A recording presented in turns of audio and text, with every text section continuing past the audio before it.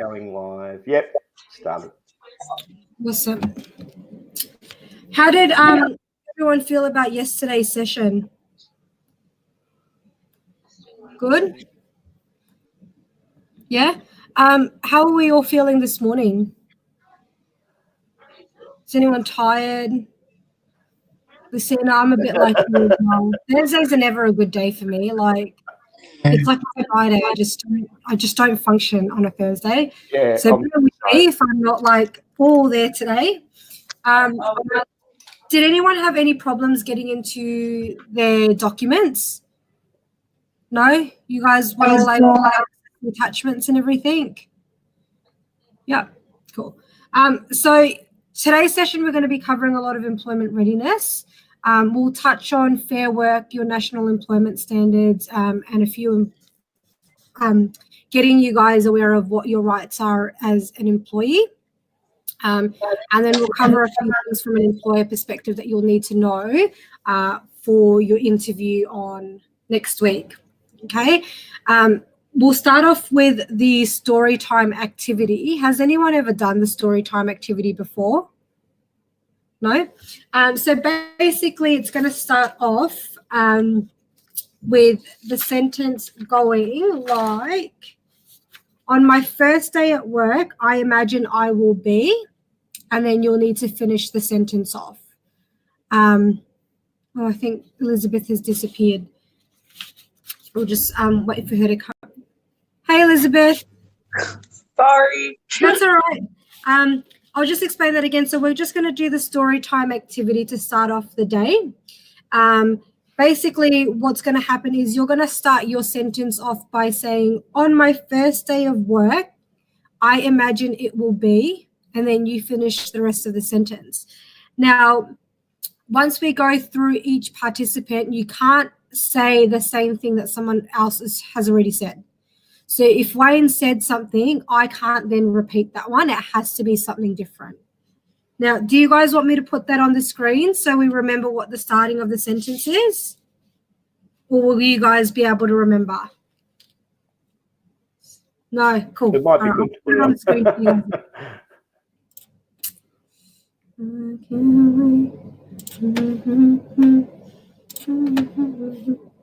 I've got this song stuck in my head.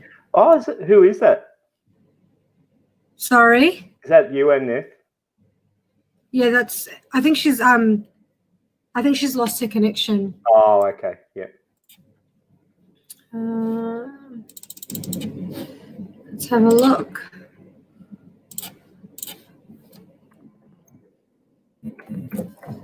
My first day.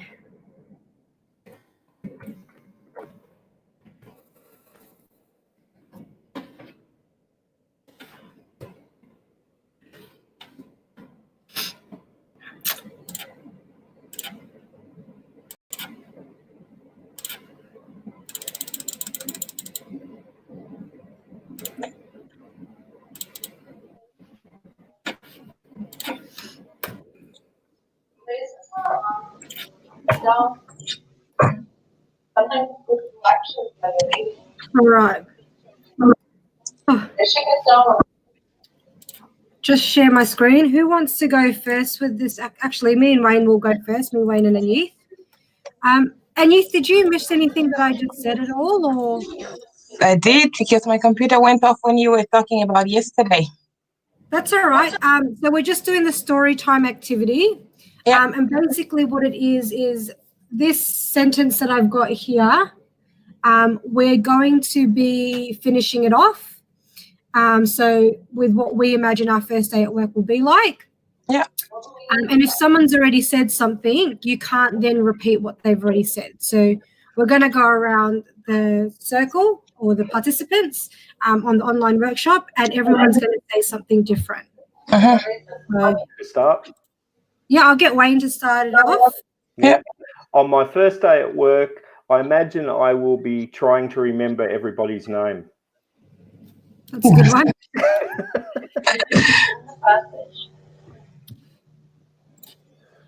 Also, the sooner you guys go, the sooner all the ideas won't be snatched up, by the way. All right, Lucina. Sounds so true. I was trying to think and just hope everybody took my idea.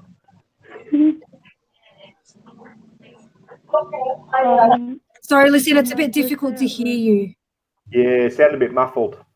I think it's the headphones. Yeah, I think it is. I Oh. just don't want to do.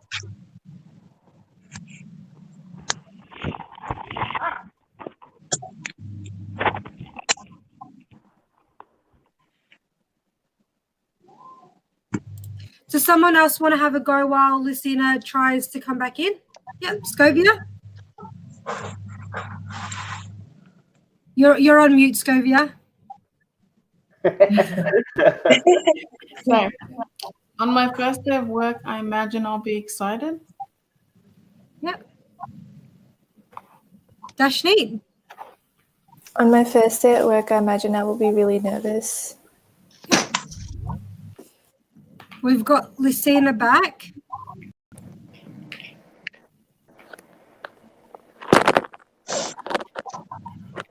Sorry. That's all right. You all right? On my first day at work, I imagine I will be. What was I gonna say now? On my first day at work, I imagine I will be thinking that it's always hard, but it's really not. Okay. Dylan. On my first day at work, I imagine I will be making mistakes. Elizabeth. On my first day at work, I imagine I will be on time. On time, yeah. And you?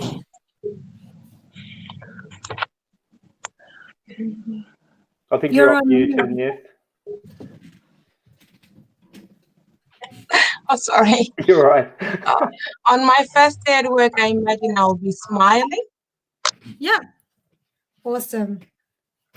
So this next round, guys, a lot of what I've noticed is we're doing a lot of things on how we're going to feel. We're going to do it a little bit differently in terms of what I want your response to be. I want your response to be a little bit similar to Wayne's in the sense that what do you actually imagine you will be doing on your first day at work?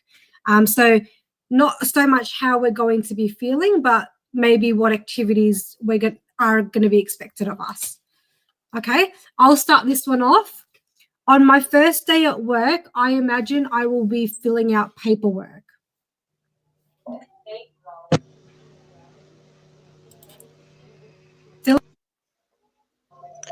On my first day at work, I imagine I will be stocking shelves. Yep.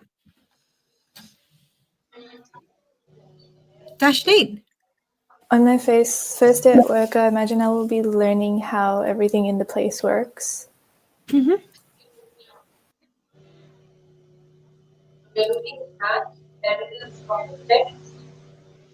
Who do we have next? Anith? On my first day at work, I imagine I'll be following instruction. Yep. Lucina? On my first day at work, I imagine I will be prioritizing my task. Mm-hmm. We've got Scovia and Elizabeth. Did you have one, Wayne? Yeah, on my first day of work, I imagine I'll be learning new tasks. Yep.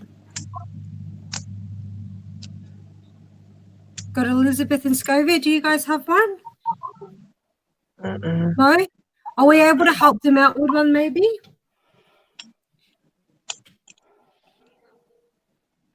I've got one. On my first day at work, I imagine I will be in training or in an induction. So the purpose of this exercise, guys, is just to get you guys to start thinking about what you think what will be involved within your first day at work. So today's session is going to be covering a little bit of what to expect in the workplace when you guys have started on your first day. Generally on your first day of work, there's not actually so many tasks that they will give you. you won't actually be expected to probably do the workload that's generally going to be set out for you in your normal work time. And the reason for that is because they'll probably be going through a lot of the policies and procedures with you that are expected within the business. You'll probably be having to fill out a lot of paperwork and documents. They'll be introducing you to other staff members, doing a bit of an induction where they give you a tour of maybe the business or the organisation, and a bit of training. So instead of you guys actually physically doing the work, so like in retail or in hospitality, you guys actually physically doing the work is just for training purposes, maybe not so much you actually taking customer orders or like speaking to the customers to start off with. It's just a lot of practice ones. So maybe learning how to use the cash register, learning how to use their operating system, or learning how to use the coffee machine, how they take orders, or how they put orders into the system when it comes to McDonald's, Hungry Jack's, or things like that. Does that make sense to you guys so far? Cool. So what we're going to be doing is we're going to be going through the email that I sent you guys yesterday night, which is your Fresh Start induction kit. Generally what happens is I actually give this to you in like physically it's like a folder, and all this paperwork is in that folder. A little bit different, obviously, because we're doing everything online, so everything's been sent in an email. When I started at Wyndham Community and Education Centre, and I'm sure Anith and Wayne were probably the same, we were all given induction kits, and within those induction kits were some of these forms that you guys will be going through today, okay?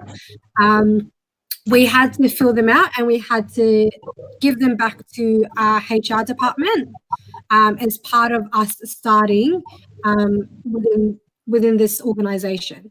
What does HR stand for, guys? Yeah, sorry, did you guys know what HR stands for? Human resources. So it's about the people in the business, anything to do with the staff or the people within an organisation. You heard of HR manager, human resources manager.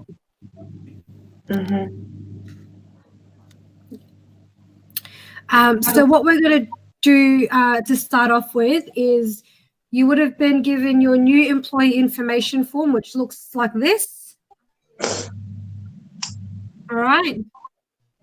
And then you would have been given a link to your tax file number in your emails. So what we're going to do is we're going to give you, I guess, 10 to 15 minutes, let's say, and you guys are going to fill out the forms. And if you have any questions, let us know what your questions are while you're filling it out if you get stuck. Otherwise, we can have a workshop discussion around it if all your questions are quite similar. Yes, Dylan? For the new employee information one, do you actually expect us to fill out our bank information? Or you're not going to be showing us anyway, so it's really up to you if you put it in there. So if you want to, you can. If you don't want to, that's completely fine as well. I suggest to just complete everything as much as you can, because the only people that are going to have this at this point in time is you guys, so I won't be seeing it right now. The reason why we actually have the new employee information form sometimes as well is generally I actually keep your hard copies and I keep it in your file. That way, if we need to give it to an employer, we've got something to refer to. And can I just add something there, please, T? Yep. I'm sure you're probably getting to this anyway, but it's more or less just to, I guess, help you to become aware that on your first day, you'll probably need to have that information ready because they'll expect you to fill out that information. So even if you don't have it right now, it's an indication of, you've probably got to get that information. It's always good to be prepared beforehand. Also, just one more thing as well. When you're filling out this information, it might be a bit different for those who are on their laptops and PC devices because it probably will come out a lot neater. For those who are writing, into the form, it's really important that your handwriting is readable, okay? Especially with your bank details, because if your bank details don't look like, it's like an 8 looks like a 0 or a 6 looks like, I don't know, a 5 and all these other numbers, it needs to be really clear because it's only going to fall on you if your pay doesn't go in. And I don't know about you guys, but I like to get paid, so I always make sure that my bank details can be read really well. All right, so that's definitely one place, my tax file number and my bank details, where I do my handwriting has to be really neat because they have to be able to read it. It's so true. All right. Okay, so I'll let you guys start filling that out. I'll give you guys 10 minutes to fill out your new employee information form and your tax file number form. And if you have any questions, me and Wayne will be here for you guys as well. Okay? So just let me know how you guys are going.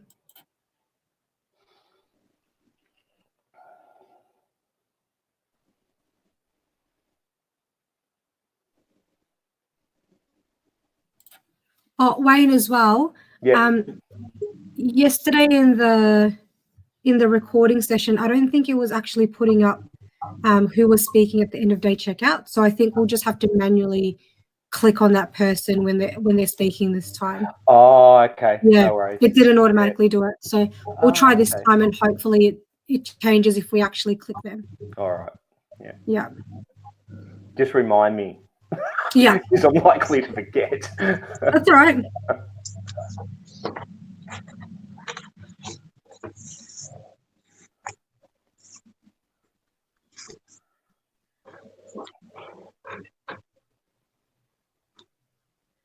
My mum's like, she's downstairs and she's just sent me like a message to like the family group chat.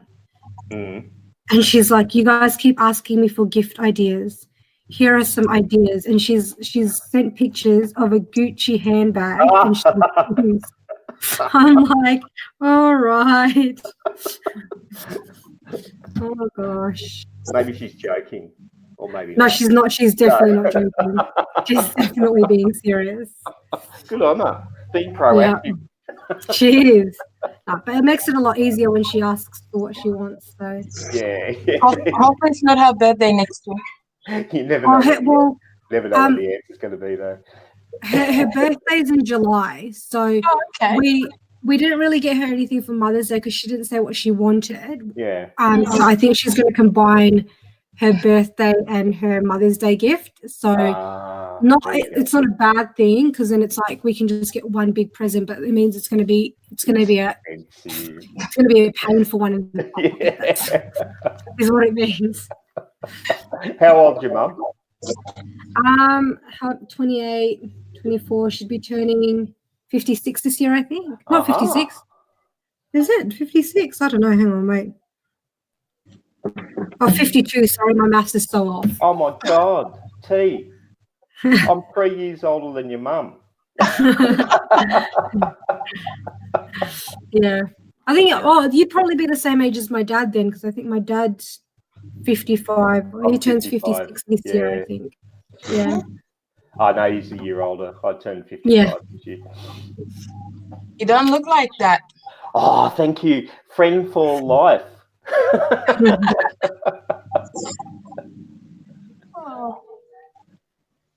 I'll be 30 soon. You'll be Speaking of- 30. You don't look at all 32. I'll be 30 in August. Oh, I thought you said 32. Now 30. I said soon. Oh, You're a wow. spring chicken. You're a spring chicken. Yeah, I'm excited. Like everyone is afraid of it, but it's not me.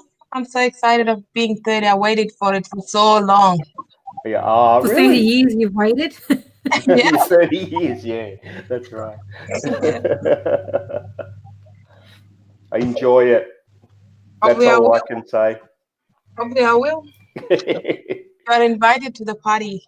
Oh, you're so That's if we sweet. can have a party. If we can have a party. That's right. It might be one of those socially distant parties. Probably. My friend's birthday was 2 weeks ago, and then she put on her Instagram, my birthday in December. If I have a birthday party in December, don't ask me. Yeah. How are we going with filling out the forms, guys? Is there anything that anyone's gotten stuck on so far, or you're doing okay? Um,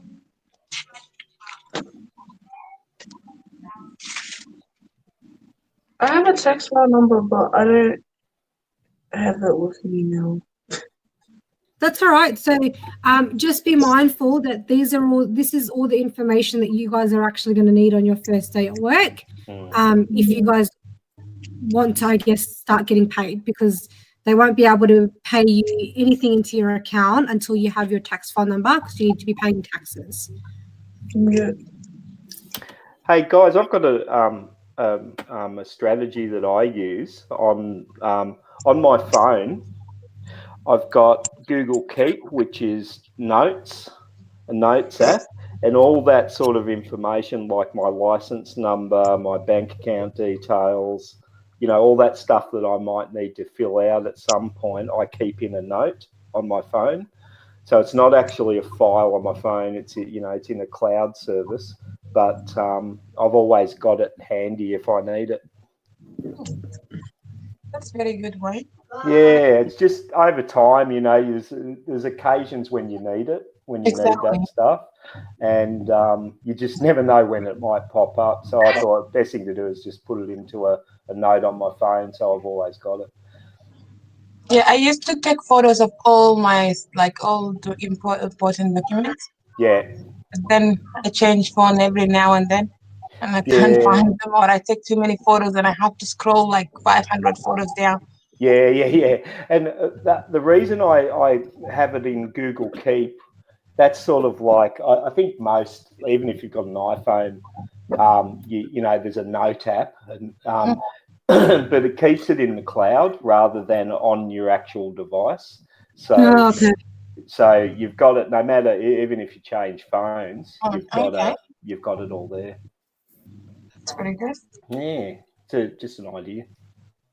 That tax file number form, guys, as well, that you guys have, that's an editable version. So it's a PDF version, just for if you guys aren't aware. It's the link that I've given you guys.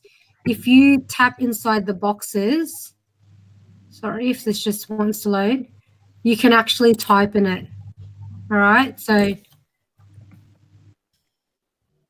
there you go.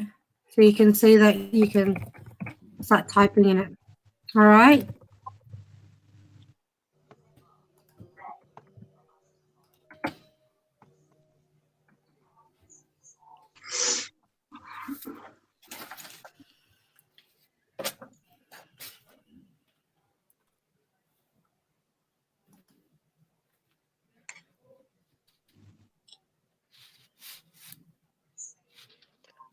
T, I'm just doing the TFN form right now.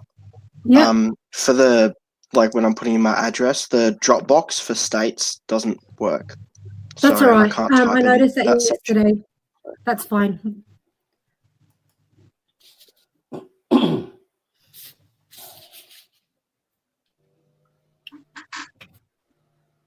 Was that tax file number form? That was a just a link, was it, T? Yeah, I got it off the ATO website. Okay, no worries. Yeah.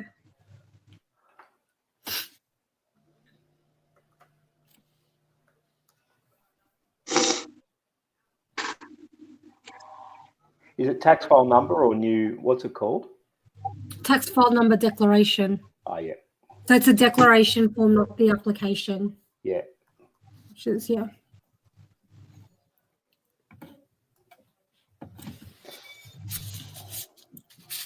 All right, how are we going with filling out the forms, guys? Got about 2 more minutes. Is that enough time for everyone, or do we still need a little bit more time to fill in the paperwork that you guys have been given? More time, please. More time? Yeah, cool.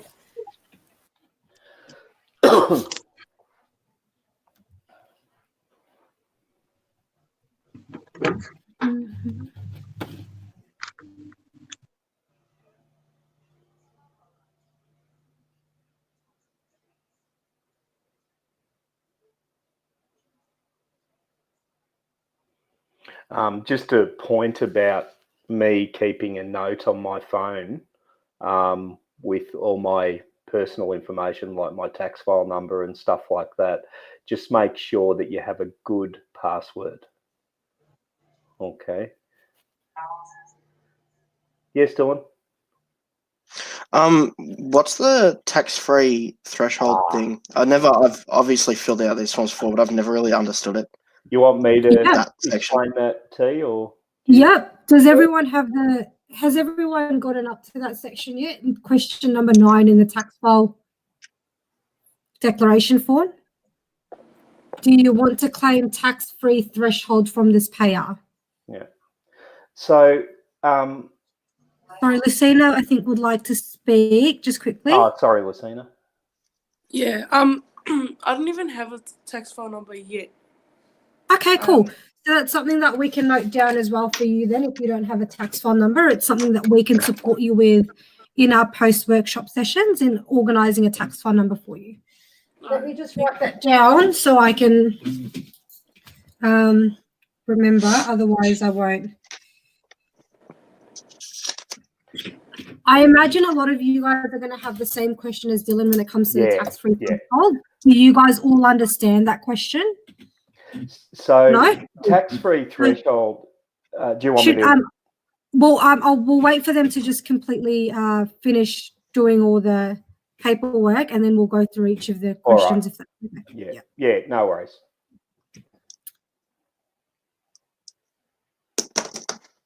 Is there a way to save the PDF on the link? There should be. If you just press, I think, Control S, that should do it. Oh no, there's like a download button. So yeah. Hopefully it keeps all the inputted information. If you do press Control S, it does save it as well. Okay. Yeah. I just don't have it. I just have it as a link at the moment, so I'll have to probably save it.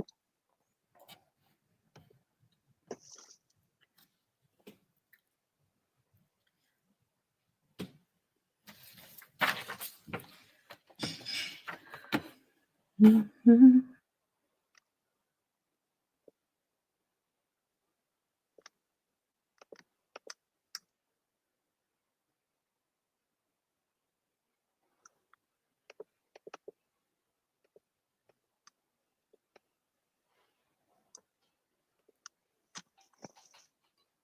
The signature thing also doesn't work at the bottom.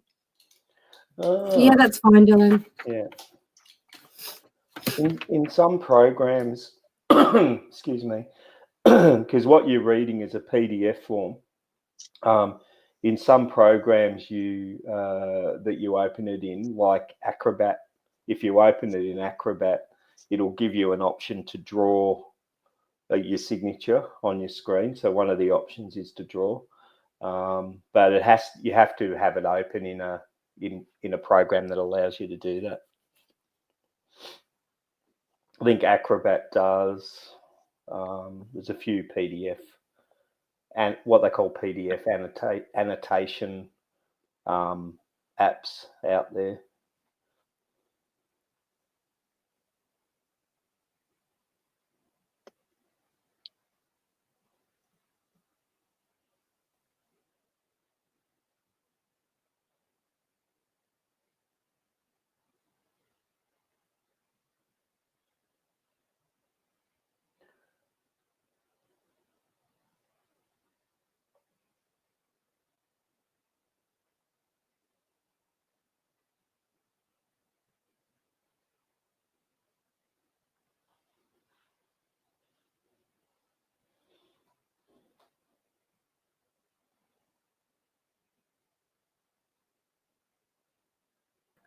All right, how are we all going? Have we all finished filling in the forms, or?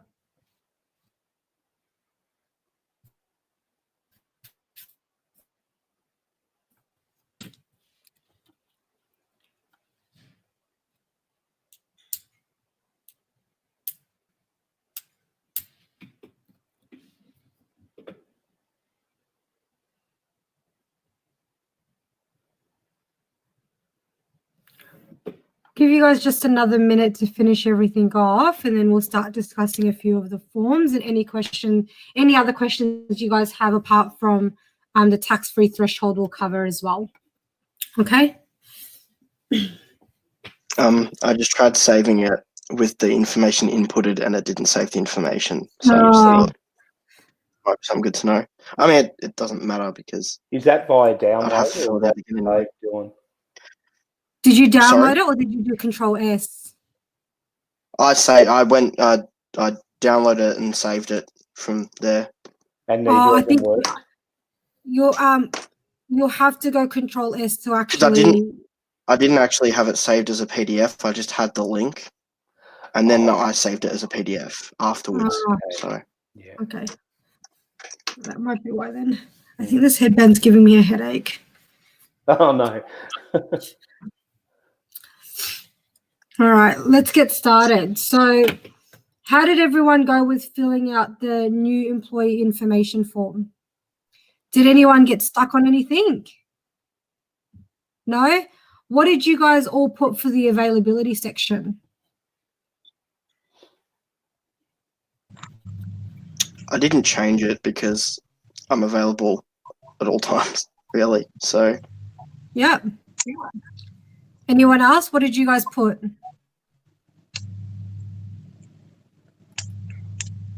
So with your availability section, it's always really good to give your availability to the employers when they're asking, and to actually give them realistic times. So although you have full-time availability, Dylan, some jobs that you work in, the police force being one of them, is a job that's 24 hours a day. Okay, so their shifts are what you call rotating rosters. If you say that you're available every day of the week at every hour of the week and they roster you on at 3 a.m. and they're constantly doing that and you're constantly saying, well, no, I can't work that time, the employer will actually come back to you and say, well, you've told me you're available at that time. Why is it that you can't work at 3 a.m. in the morning when I call you up for a shift or when I roster you on for a shift? So be really realistic, guys, with your time frames and what you're giving the employer. It's probably not going to matter as much for you guys because I imagine a lot of you guys are not studying at the moment, so you have a bit of free time when it comes to working in retail and hospitality, but their hours are generally 9 to 5. So Dashni, I understand that you're a uni student. What are your uni hours like typically? Like around 8 a.m. to 5 to 6 sometimes. Yeah, and what days are those generally? Mondays, Wednesdays, Thursdays, and Fridays. Cool. So your only days to work, if you're not doing your uni commitments, would be Tuesday, Saturday, Sunday. Is that right? Yeah. Yeah. So I would be only putting in the hours for Tuesday, Saturday, and Sunday for you then. All right. Typically, if you were like on campus and going to uni that way.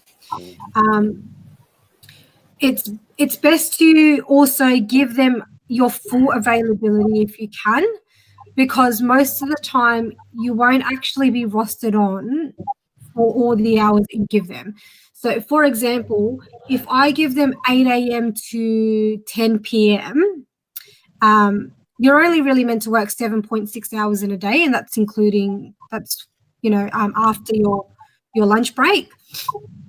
So it's very unlikely that if you're available from 8 a.m. to 10 p.m. Monday through to Sunday, that you will be given full days of 8 a.m. to 10 p.m. on a Sunday working. All right. It just means that between 8 and 10 p.m. you're available. I can either roster you on for an 8 to 12 p.m. shift, or a 12 to 4, or a 4 to 10. So it gives them flexibility in terms of what hours they can get you to start working, what hours they can get you to finish. It doesn't mean that just because you've said you're available from 8 a.m. to 10 p.m., they're going to roster you on from 8 a.m. to 10 p.m. for all the days that you're available. So give as much availability as you can, because it's highly unlikely that you'll be rostered on for all of those days. The only instances where you probably will be is most likely a Christmas casual time. So, and during the Christmas period, you do want to show as much availability as possible, because it just makes you more favourable to the employer as well, okay, because it's such a busy time for them. So they want to know that they can call you last minute, especially if you're a casual worker, that, you know, hey, I've got a shift at 12 p.m. Can you start? As much as possible, sorry, do try to say yes to those shifts. And if you're not available, I would be saying things like, I'm not available to come in at 12 p.m. Can I come in at 1 p.m. though? Most employers won't mind you saying that you can't start at 12, especially if they've called you in last minute. All right. They're going to understand that you may have just woken up, you may be in the middle of something, but if you're at least giving them an alternative option that I can't come in at 12, but I can come in at 1 p.m., it's still going to look better on you than just you saying, no, sorry, I can't come in at all. Okay. Does anyone have any questions about the availability? Okay. All right. What was everyone's availability for this? Dylan, you said you didn't fill it out because you were available full time, like all hours? Yep. What about everyone else? What did you guys have?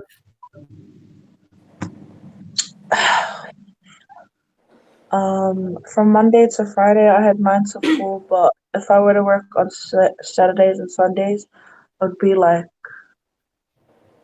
10 to some other time. Yep. But why did you choose to start later on the weekend? Why were your hours? Did you have any reasoning for that at all? Or? I don't know, because it's just like, it's the weekend, so like, I don't know. Cool. Anyone else? Christina, what were your hours like? Mine was different because I have to put in my training days and my game days. Yeah. Okay, So cool. That's really good that you've taken that into consideration. Yeah, I don't work on Saturdays at all. Yep. Those are mostly what days of my games will be. And Monday, Wednesday, and Friday, it will probably be like a 6 a.m. to like maybe 4 or 5 p.m. And then Tuesdays and Thursday will probably be like 6 to like 3, maybe. Okay, cool. So I really like how Lucina's taken into consideration that she's got other commitments, and she's definitely blocked out the days for her other commitments. Now, Lucina, with your hours finishing at 3 to 4 p.m., is there any reason why you decided that you could only work till 3 or 4? Do you have commitments in the afternoon or? Yeah, because sometimes I've got to pick up my siblings and stuff like that because my parents can't make it. So yeah. All right, cool. Anyway, how was everyone else's one? Scovia and Dashni, what were your? Dashnit's already kind of discussed hers. What was Scovia? What was your one? I did for Monday to Thursday. I can work from, I think I said like really early in the morning, so like maybe 7 to 7, I guess. Yeah. No, anytime between then. And then on Friday I did 7 to 6 because sometimes I have other stuff I have to do. And then on Saturday I did the same as the weekday, and then on Sunday I can work after 12.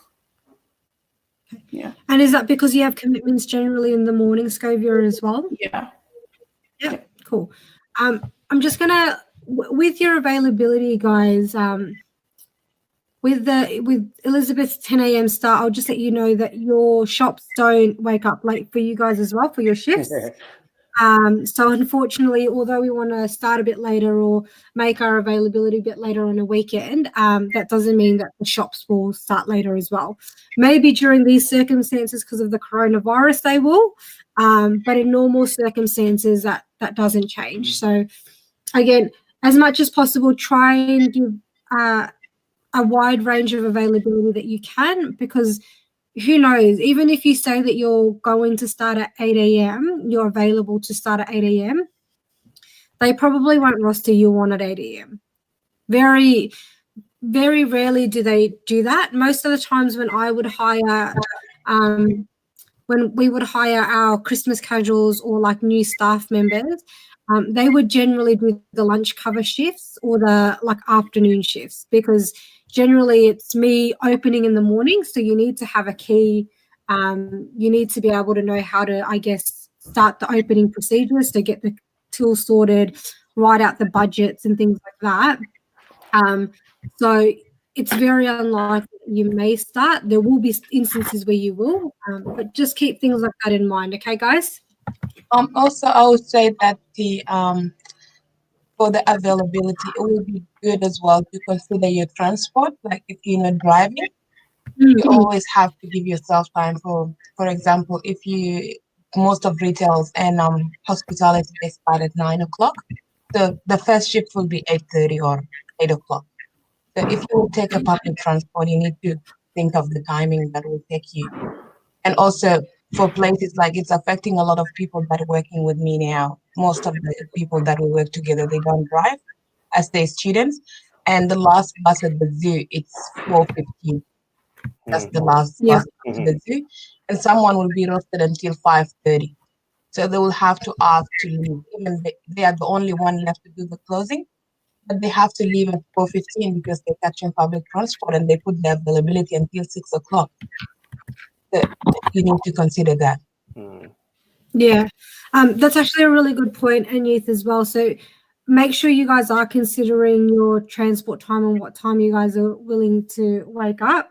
For Dashneet, with your uni commitments, if you were wanting to go, if you were wanting to work on the days that you also had uni, you would need to give yourself enough time from when you finish uni, traveling back home or traveling to work, and what that time frame is going to look like. So sometimes for me, when I used to work 2 jobs, I would be working, let's say, 8 a.m. in the morning till 3:30 p.m. in the afternoon, because one job was in the city, and then my next job would start, I put it as 5 p.m. till 10 p.m. because I needed that 1 hour and a half to be comfortable that I could leave work even if I was running a little bit late, and then make it to work on time if I was rostered on at 5 p.m. So I always gave myself about an hour and a half in between one job and the other if they were quite far away from each other. There's also been instances when I've had to work in between stores. So same organization between bras and things. Sometimes I would have to work between the Werribee and the High Point store. They're a little bit more flexible like that because they're within the same business, so they weren't 2 different jobs, but I would always communicate with them. It's probably going to take me this amount of time to travel from X to Z or Y to Z. And they were always quite understanding about that. Okay. Finance details, tax file number. So Lucina's advised that she doesn't have one. Does anyone else have any issues with their tax files? Do they not have one? Do we all have a tax file number? Yeah, but I have to call to get another copy of it. Yeah, okay, cool. So really important that you have your tax file number ready with you guys on the day of when you start employment, because it's something that your payroll department is going to need. Payroll are pretty much the people that organize your pay going into your account. Okay, they're generally part of human resources or the finance department within your organization. Very important people to be nice to. Yeah, yeah, very. Yeah. Bank details. Does everyone have their own like bank account? Yeah, no issues there with any of that stuff. Cool. Just exit that one. So we've got the tax file number, so the tax file declaration.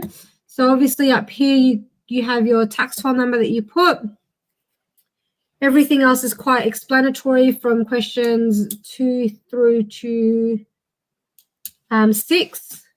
Number 7, you obviously tick the box in terms of which employment you'll be offered, which will be given to you in the contract. Your employer will state whether you're casual, part-time, or full-time, and we'll touch on full-time, casual, and part-time hours a bit later on today. You guys will always be ticking, I assume, are you an Australian resident for tax purposes? Most of you guys should be that one there.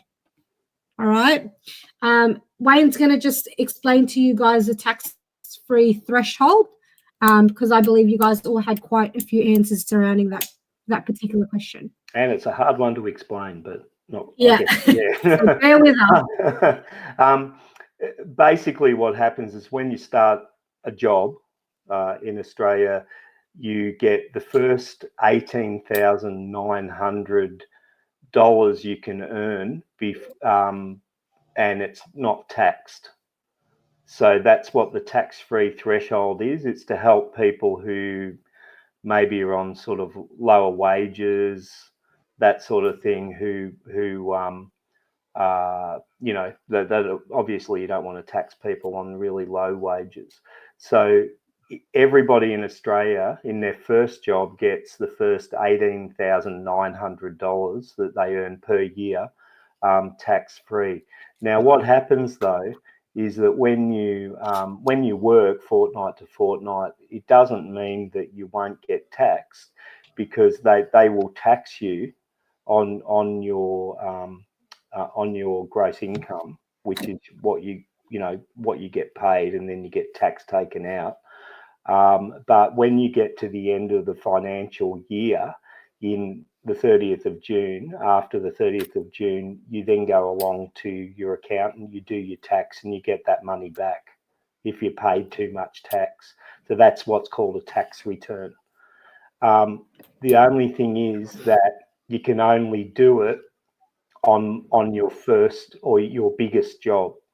You can only, if you've got two jobs, you can only claim the tax-free threshold, 18,900 on one job. You can't do it on your next job as well.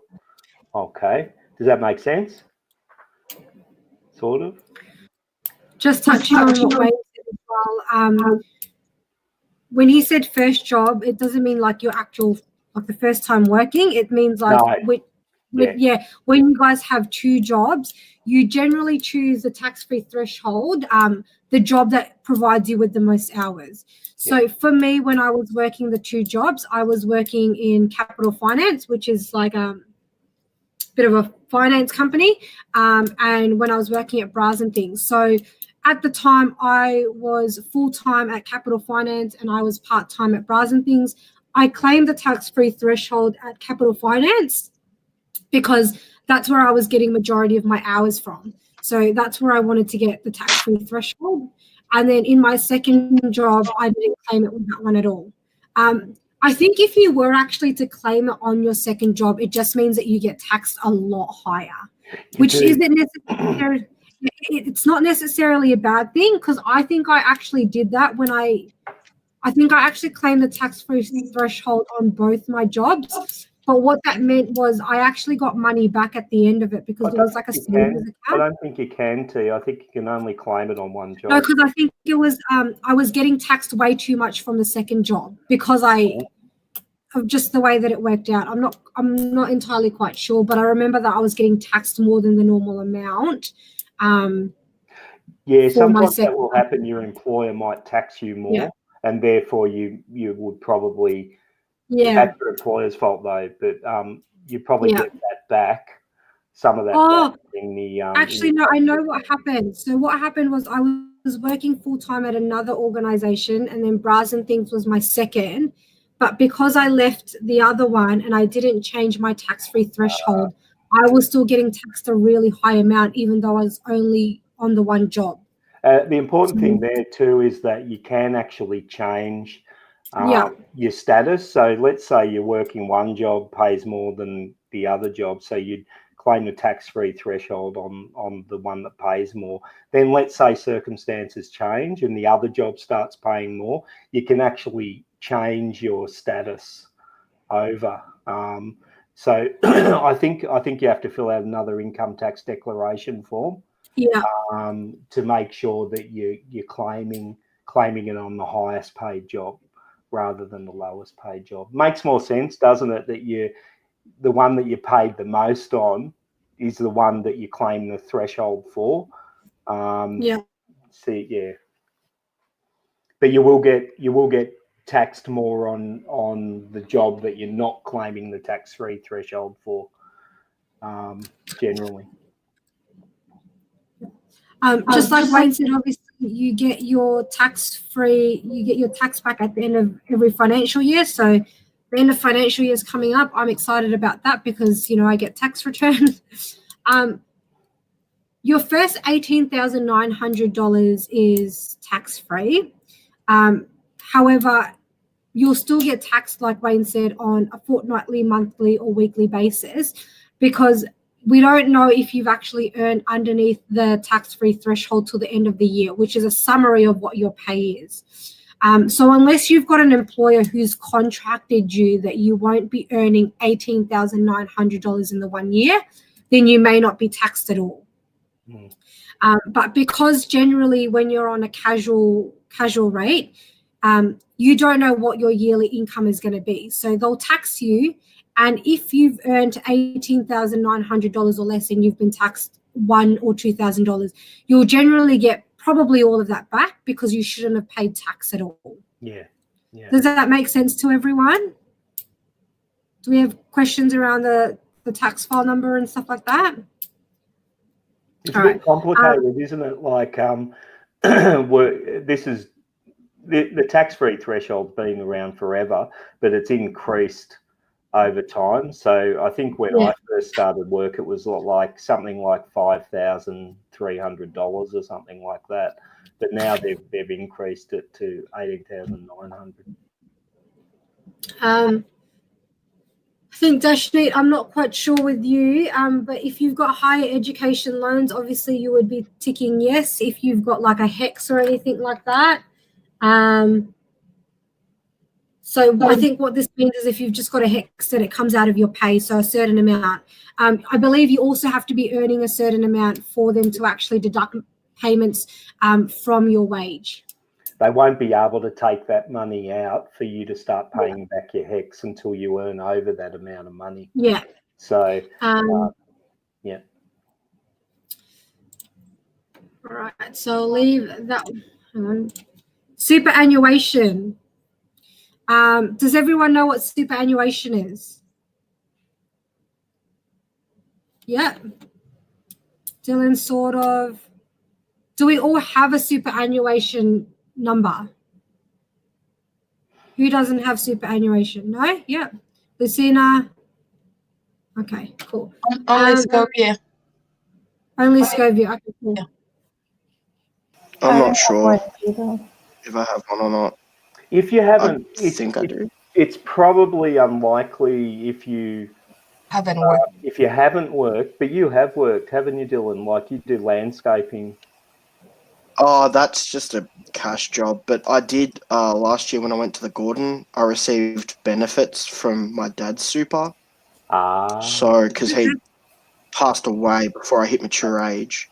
Yeah. So I was able to receive benefits. So I probably do have a super number. You may do, yeah. Sorry, T. No, I was just going to let you explain the superannuation form and what it is. Essentially, what I was alive back then. Back in the 80s, what the government realised at the time was that when people got to retirement age, which was like 60, 65, then what people would do, and you probably know this, people retire and then they go on to the age pension. So the government sort of pays them like a Centrelink benefit, yeah. But what's happening in Australia at the moment is that most people in Australia are getting older, and what that means is that they're trying to encourage people to put money away each fortnight or whenever you get paid, to be able to save up, put it into a bank account where you earn a lot of interest, which is a superannuation account, to be able to save up for your retirement. Because we don't know, hopefully there is, but we don't know that when people retire in the future, when you guys retire, there may not be a pension. And you might have to live off the money that your employer has put away for superannuation. Anyway, so what happened was that the government said, okay, every employer, if you earn let's say you earn $1,000 a fortnight, that every employer has to put an extra 9.25%, I think it is, percent. 9.5. So yeah, 9.5% of your wage. So they have to actually pay you an extra 9.5% of your wage and put it into a superannuation account so that you can save for your retirement. So that when you can imagine you work for like 40, 50 years, and if you've been putting money into that bank account for that time, and these are high interest accounts, which means that it builds and builds and builds. And like by the time you retire, you might have, I don't know, $500,000 to $1 million at the end. So that you can live off that until you run out and then go on the pension, if you know what I mean. So it's trying to encourage people to save for their retirement. So it's a legal thing in Australia. Like every employer has to do it.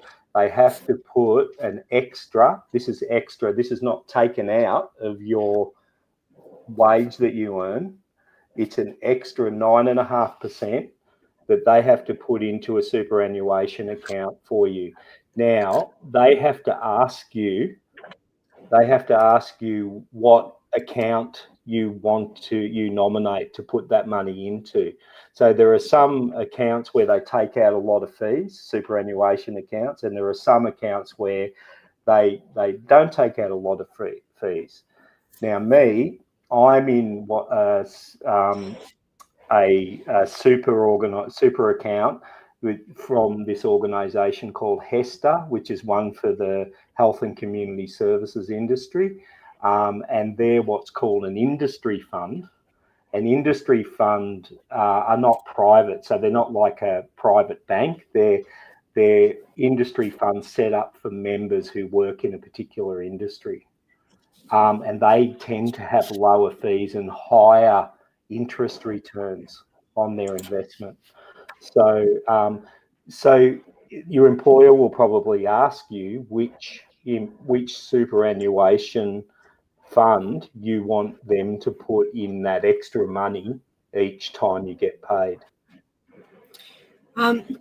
Just touching on that as well, most of you have probably said that you don't have a superannuation.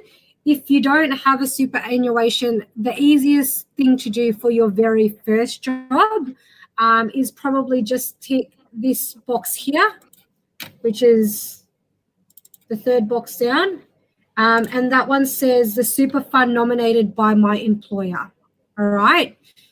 That just means that whatever the employers, whatever the superannuation is that the employers are using, they're just going to create an account for you, and that they will put your superannuation into that account there. So instead of you guys having to organize it, your employer will organize it for you.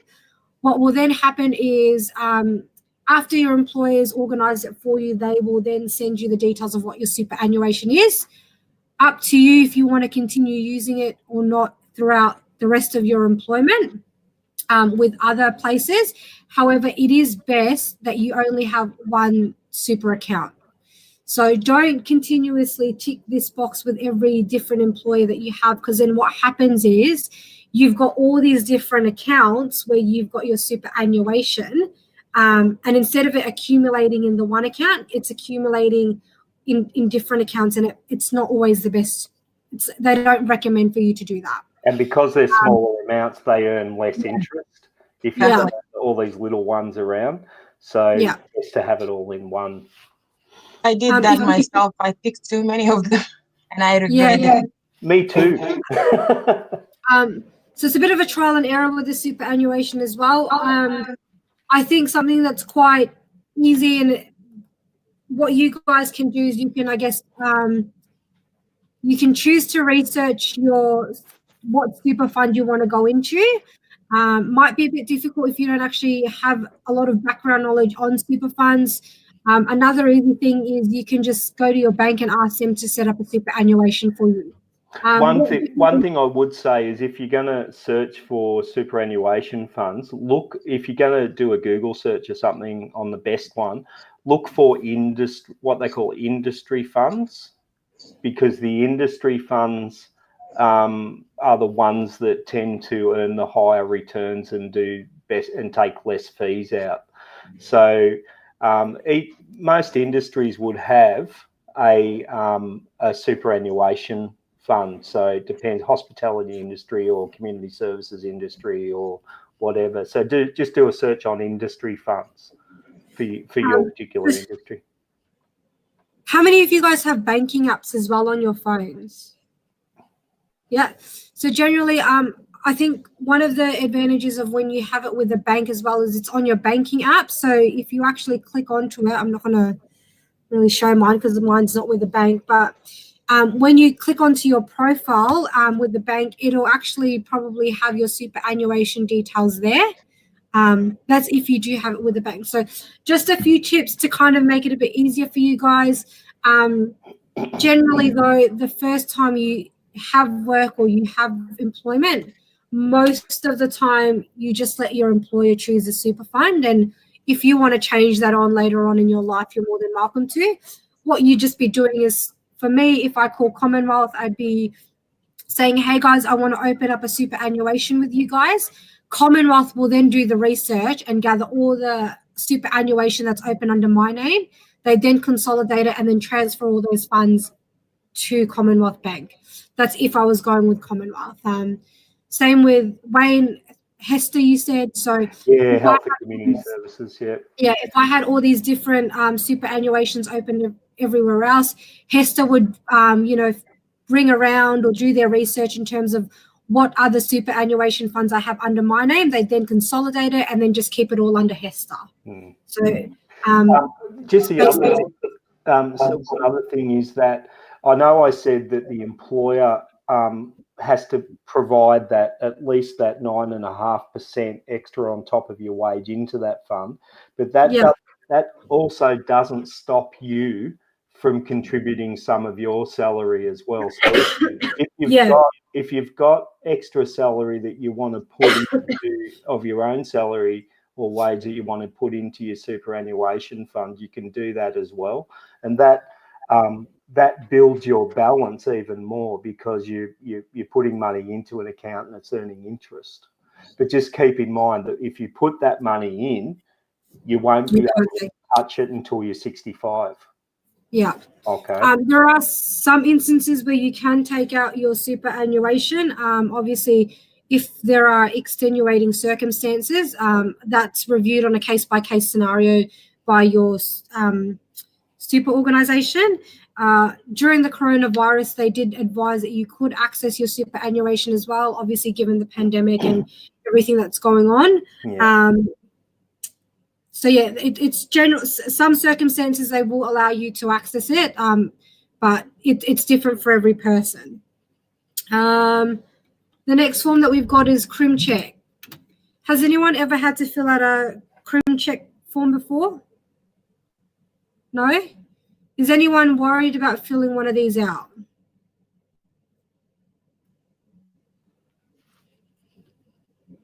Cool.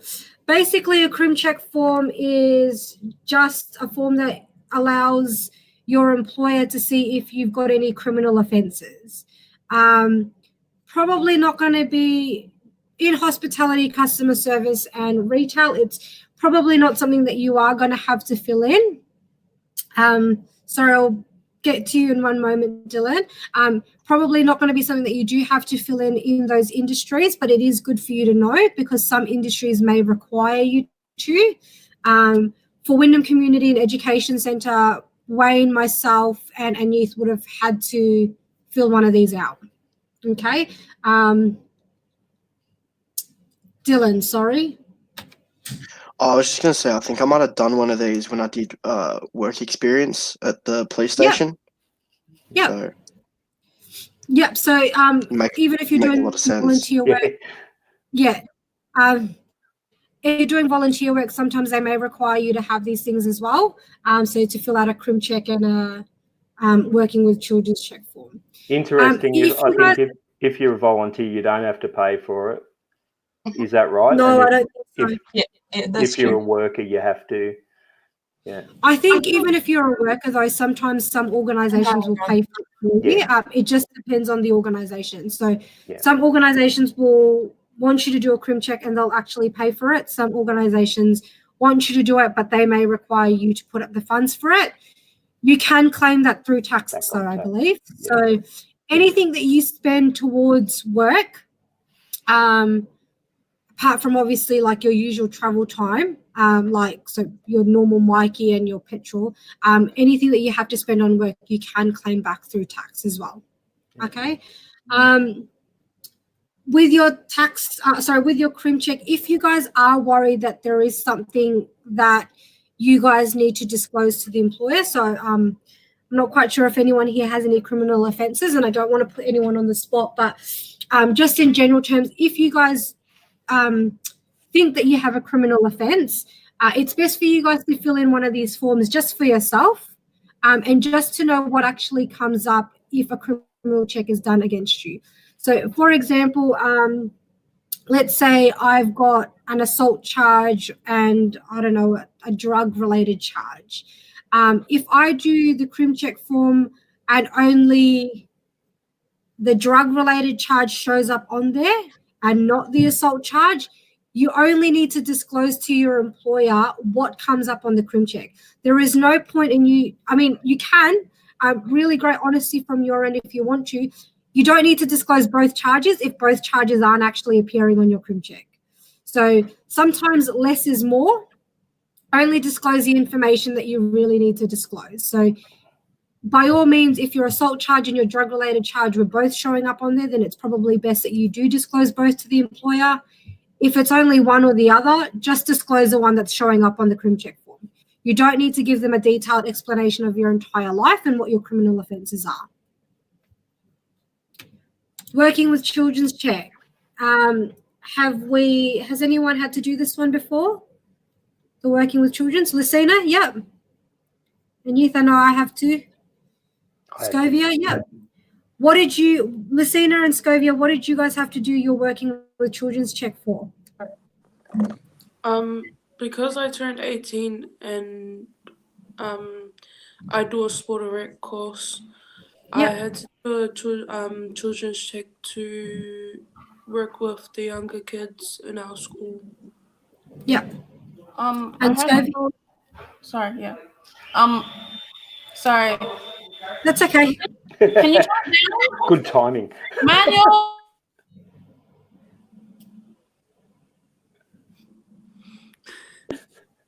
Sorry. That's all right. I had to do it because I was doing work experience for pathology, and then I had to get a proper one for working at the Australian Open. So yeah. Cool. So the reason why we generally have a working with children's check, myself and Youth and Wayne will all have this, is because our organisation works with people under the age of 18. Yeah. So we're required to have a working with children's check.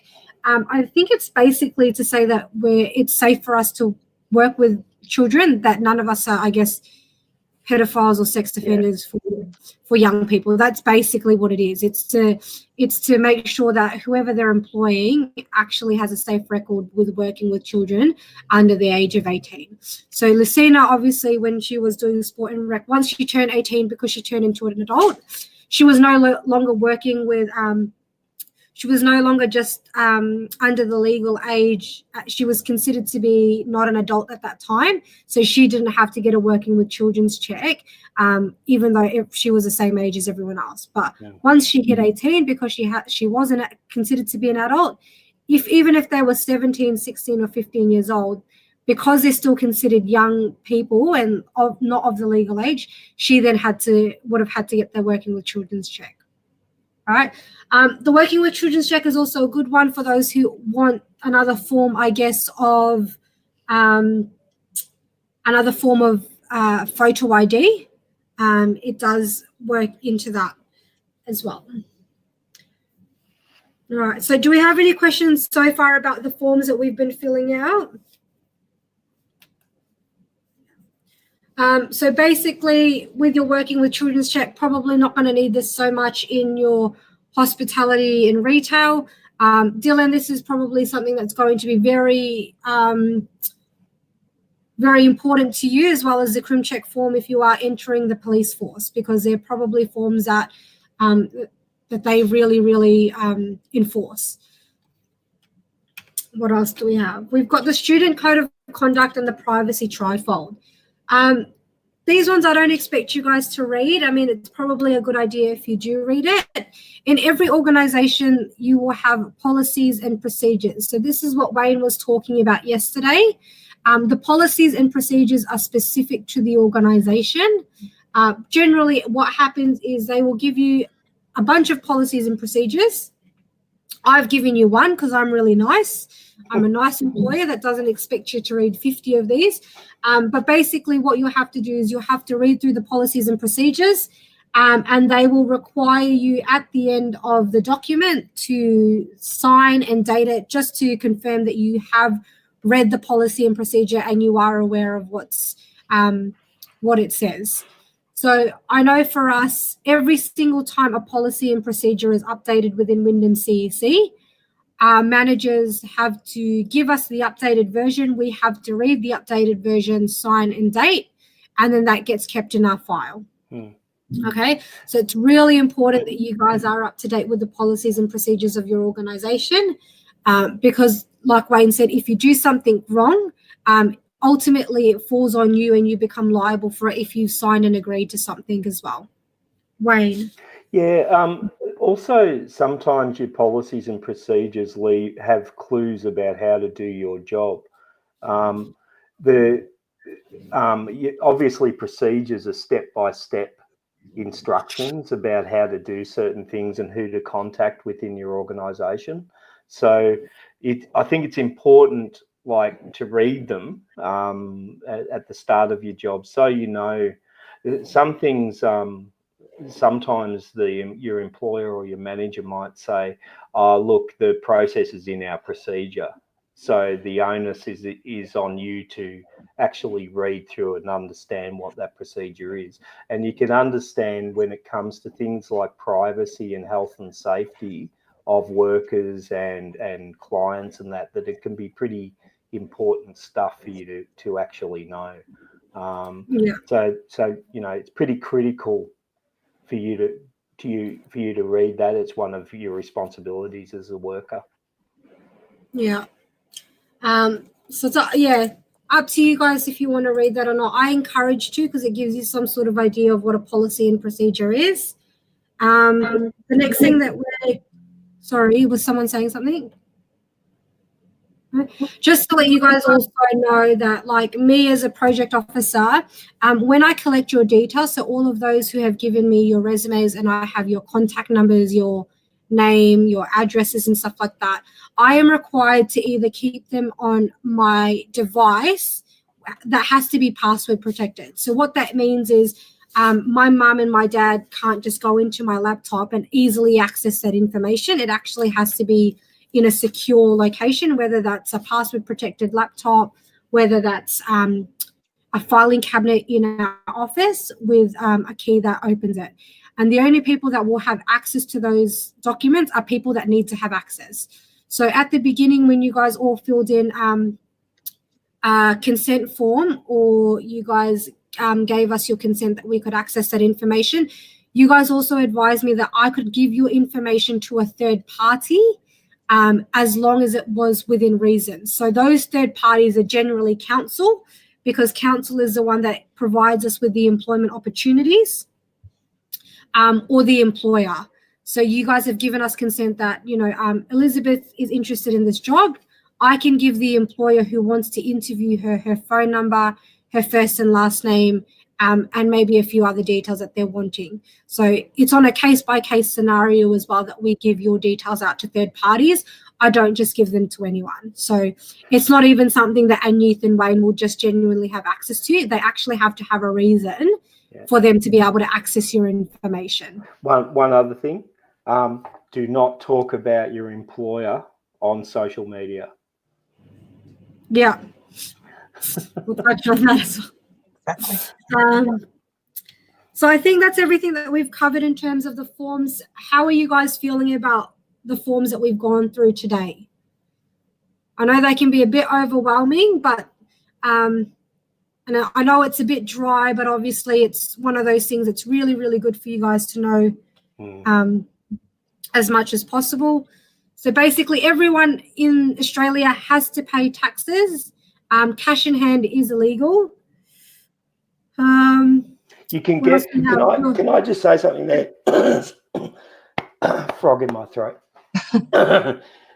Getting paid cash in hand, you can still get paid in cash, but that's different to cash in hand. So when we say cash in hand, we mean you're getting paid in cash, but you're not paying tax. All right. You can still get paid cash and still pay tax, but cash in hand means that you're not getting paid tax. And usually what employers will do is they'll do that to avoid paying what they call payroll tax. And also if you're not covered if you have an accident. So if you have an accident, there's no one that's going to cover you because it's illegal to work cash in hand. So it's illegal to work in a job where you're not paying tax. Yeah. And what that means as well is you're not actually on the books, guys. So you're being paid, but you're not actually officially on the record. So if you do get injured at work, they don't have to claim you and provide you work cover because technically you never really worked for them. There's no contract outlining that, you work for that organization. A part of what you get given in your induction form is if you get offered an employment contract. So it's really important that you read the terms and conditions of your contract and what's expected of you. That was similar to the letter of offer that I sent everyone. So you'll get given something in writing, whether it be via email or a letter, just confirming that you guys, congratulations, you've received a position, we're wanting to hire you. This is the terms and conditions outlined in your contract. Please sign and date, and then you give that back to your employer. Superannuation is basically, like we said, just a big savings account for your retirement that you can access under extenuating circumstances or once you have retired. I think that's actually all that we've got for this.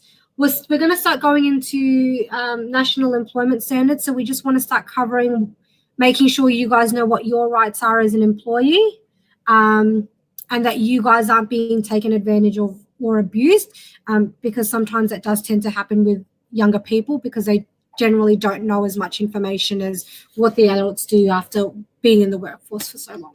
So I'm just going to play a video real quickly.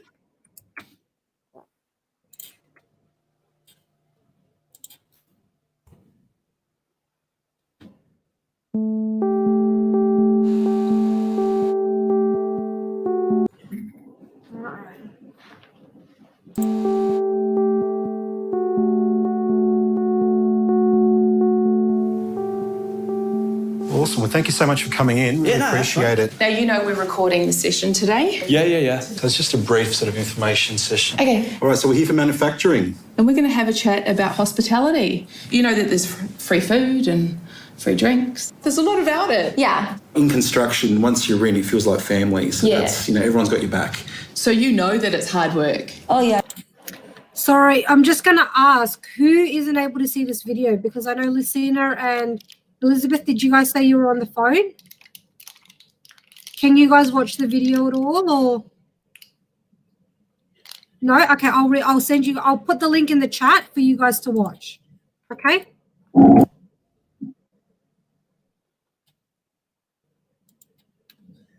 Yeah, you know that it's long hours. Yeah. In retail, often you're actually the face of the business, so it's really important to keep yourself looking good. Now, are you okay with a bit of overtime? Yeah, that's fine. It's not mandatory, but it is expected. So it could be overtime and then overtime and then overtime. And you're okay with being on your feet all day with no breaks? To be honest, I'm pretty used to it now. Lunch breaks don't seem that important. Do you have a problem with any of this, or? Yeah, I have a big problem with it, but if it's something that I have to do. Cool. Sometimes your wages might be a bit late or your super might be delayed. Yeah, you get it eventually. Yeah. You know, what happens if they don't give you any training? What would you do then? I would still try to find my way through it as best as I could. And how would you do that? Trial and error. You know how you mentioned about customers, and obviously sometimes they like to rant and yell and scream a little bit at you. Oh, yeah. Yeah. How are you at taking that? Like, These men came in and they were like taking photos of me while I was working. right, And calling you names? yeah, it's fine. I'll just smile and get over it. But then when you like talk to other people, you're like, oh no, that's not okay. Are you okay with a bit of teasing or name calling? That's absolutely normal to me. Yeah? So when it comes to safety, that's really on you. I mean, at the end of the day, you're not the company's responsibility, are you? No. No. Would you be interested in a job like this?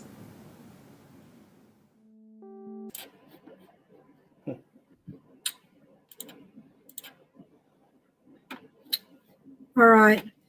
Just a quick question, guys. How many of you guys would be interested in a job like the one in the videos?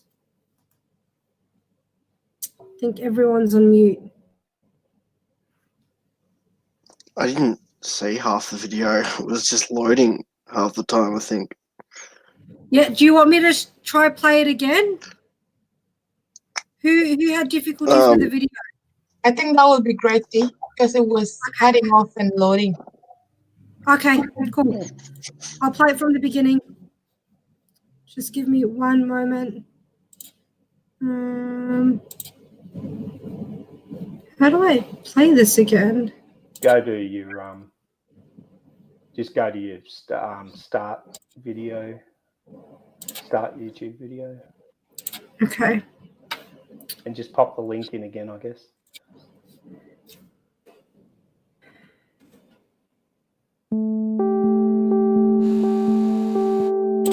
All right, is it going all right so far? Like, yeah, for me it is. Okay, cool. No, Is it No, Awesome. Well, thank you so much. Sorry, what was that, Dylan? Oh, it was loading, but it had just started. So. Okay, cool. Coming in, really appreciate it. Now, you know we're recording the session today. Yeah. So it's just a brief sort of information session. Okay. All right, so we're here for manufacturing. And we're going to have a chat about hospitality. You know that there's free food and free drinks. There's a lot about it. Yeah. In construction, once you're in, it feels like family. So Yeah. that's, everyone's got your back. So you know that it's hard work. Oh, yeah. You know that it's long hours. Yeah. In retail, often you're actually the face of the business. So it's really important to keep yourself looking good. Now, are you okay with a bit of overtime? Yeah, that's fine. It's not mandatory, but it is expected. So Yes. it could be overtime and then Yeah. overtime and then overtime. And you're okay with being on your feet all day with no breaks? To be honest, I'm like pretty used to it now. Lunch breaks don't seem that important. Do you have a problem with any of this, or? Yeah, I have a big problem with it, but if it's something that I have to do. Cool. Sometimes your wages might be a bit late or your super might be delayed. Yeah, you get it eventually. Yeah. You know, what happens if they don't give you any training? What would you do then? I would still try to find my way through it as best as I could. And how would you do that? Trial and error. You know how you mentioned about customers, and obviously sometimes they like to rant and yell and scream a little bit at you. Oh, yeah. Yeah. How are you at taking that? Like, These men came in and they were like taking photos of me while I was working. right, And calling you names? yeah, it's fine. I'll just smile and get over it. But then when you like talk to other people, you're like, oh no, that's not okay. Are you okay with a bit of teasing or name calling? That's absolutely normal to me. Yeah? So when it comes to safety, that's really on you. I mean, at the end of the day, you're not the company's responsibility, are you? No. No. Would you be interested in a job like this? All right. How many of you guys would say you would be interested in a job like that?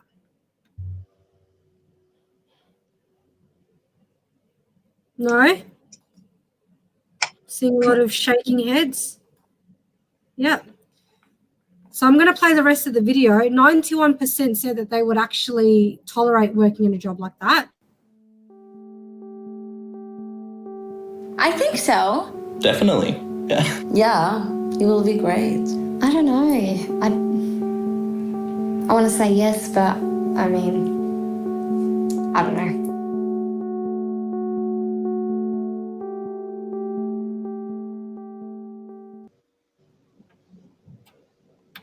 All right. Don't know what happened there, T, but I couldn't see the video. But that's okay. You could hear what they were saying anyway. Oh, could you guys not see the video at all? I couldn't, but did anyone else have issues watching the video, or no? Okay, might have been just me. I could see it and hear it. Okay. All right. Cool. Okay. There you go. All right. What were some issues that you guys noticed in terms of probably not very fair in the workforce? Lucina? No lunch breaks. I'm Yeah. sorry. Name calling, as in like bullying and stuff. Mm-hmm. Tolerating abuse. Yeah.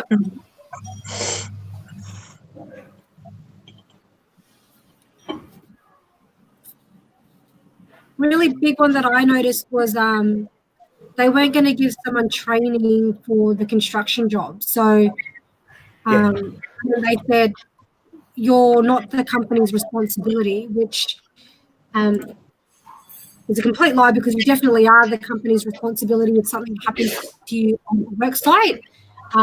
You get injured. It's definitely the organisation and the business's responsibility for that, because they need to provide you sufficient training that you can carry out the tasks given to you in a safe manner where you won't be injured. Lucina? They were saying that they were gonna get their wages and their super late, but they'll get it early, but that's not confirmed as an unit. Yeah, definitely. That's it. That's unlawful. Yeah. Because you're under an employment contract that says you're going to get paid every so often. So they once you sign that contract and they sign that contract, it becomes a legally binding document. Yeah. So I'm just going to go through a little bit of the National Employment Standards with you guys, just to make sure you guys know what your rights are as an employee, and that you don't get taken advantage of by your employers. Generally, in your contract, you will, when you start work, you'll be given something in writing confirming that you have been offered the position. Your contract will either be casual, part-time, or full-time. Now, depending on which role you get given will depend on the benefits that you also get given within your employment contract. You don't really get too much benefits if you're a casual, okay? The reason for that is because they generally offer you a higher rate in your wages, okay? If you are on an employment contract, most employment contracts have a probationary period of 6 months. So that means within that 6 months, the employer can let you go at any time if they think that you are not suitable for the business, and they don't have to give you a reason, okay? If they fire you or they dismiss you after the 6 months period, they do have to give you a reason as to why they are letting you go, okay? Anything within the 6 months, though, or within the probationary period recommended, they don't have to provide you any reasoning at all, okay? So the maximum hours a week that you can work is 30 hours plus reasonable additional hours. So the plus reasonable additional hours means overtime. So the overtime has to be reasonable in terms of what hours you're going to be working over the general full-time. Full-time's hours are generally 38 hours per week, okay? Part-time can depend on anywhere between 10 and 38 hours a week. So what full-time and part-time means is that you definitely have set hours every single week that the employer has to give you. It doesn't matter how quiet the business is, they need to give you the amount of hours that you're contracted to work. So it could be like the coronavirus situation right now. It's probably not actually the best example because it's a bit different. But say with the coronavirus situation, it's really, really quiet. I'm contracted to work 10 to 20 hours a week. That means that they have to pay me for 10 to 20 hours a week, regardless of whether I'm working or not. Yeah. Okay, does that make sense to everyone? Depending on what contract you have will depend on whether you get paid for overtime or not. If you are on a salary, like an annual salary, most of the time, I believe you don't get paid overtime. It's generally if you're on wages. Okay. The main difference between casual and part-time is the benefits that we're actually going to be going through today. Like I said, with part-time and full-time, you have a lot more stability in your hours because they give you set hours. Casual could be 1 week you're working 38 hours, the next week you may not have anything. And they're completely entitled to that because of the casual contract that you're on.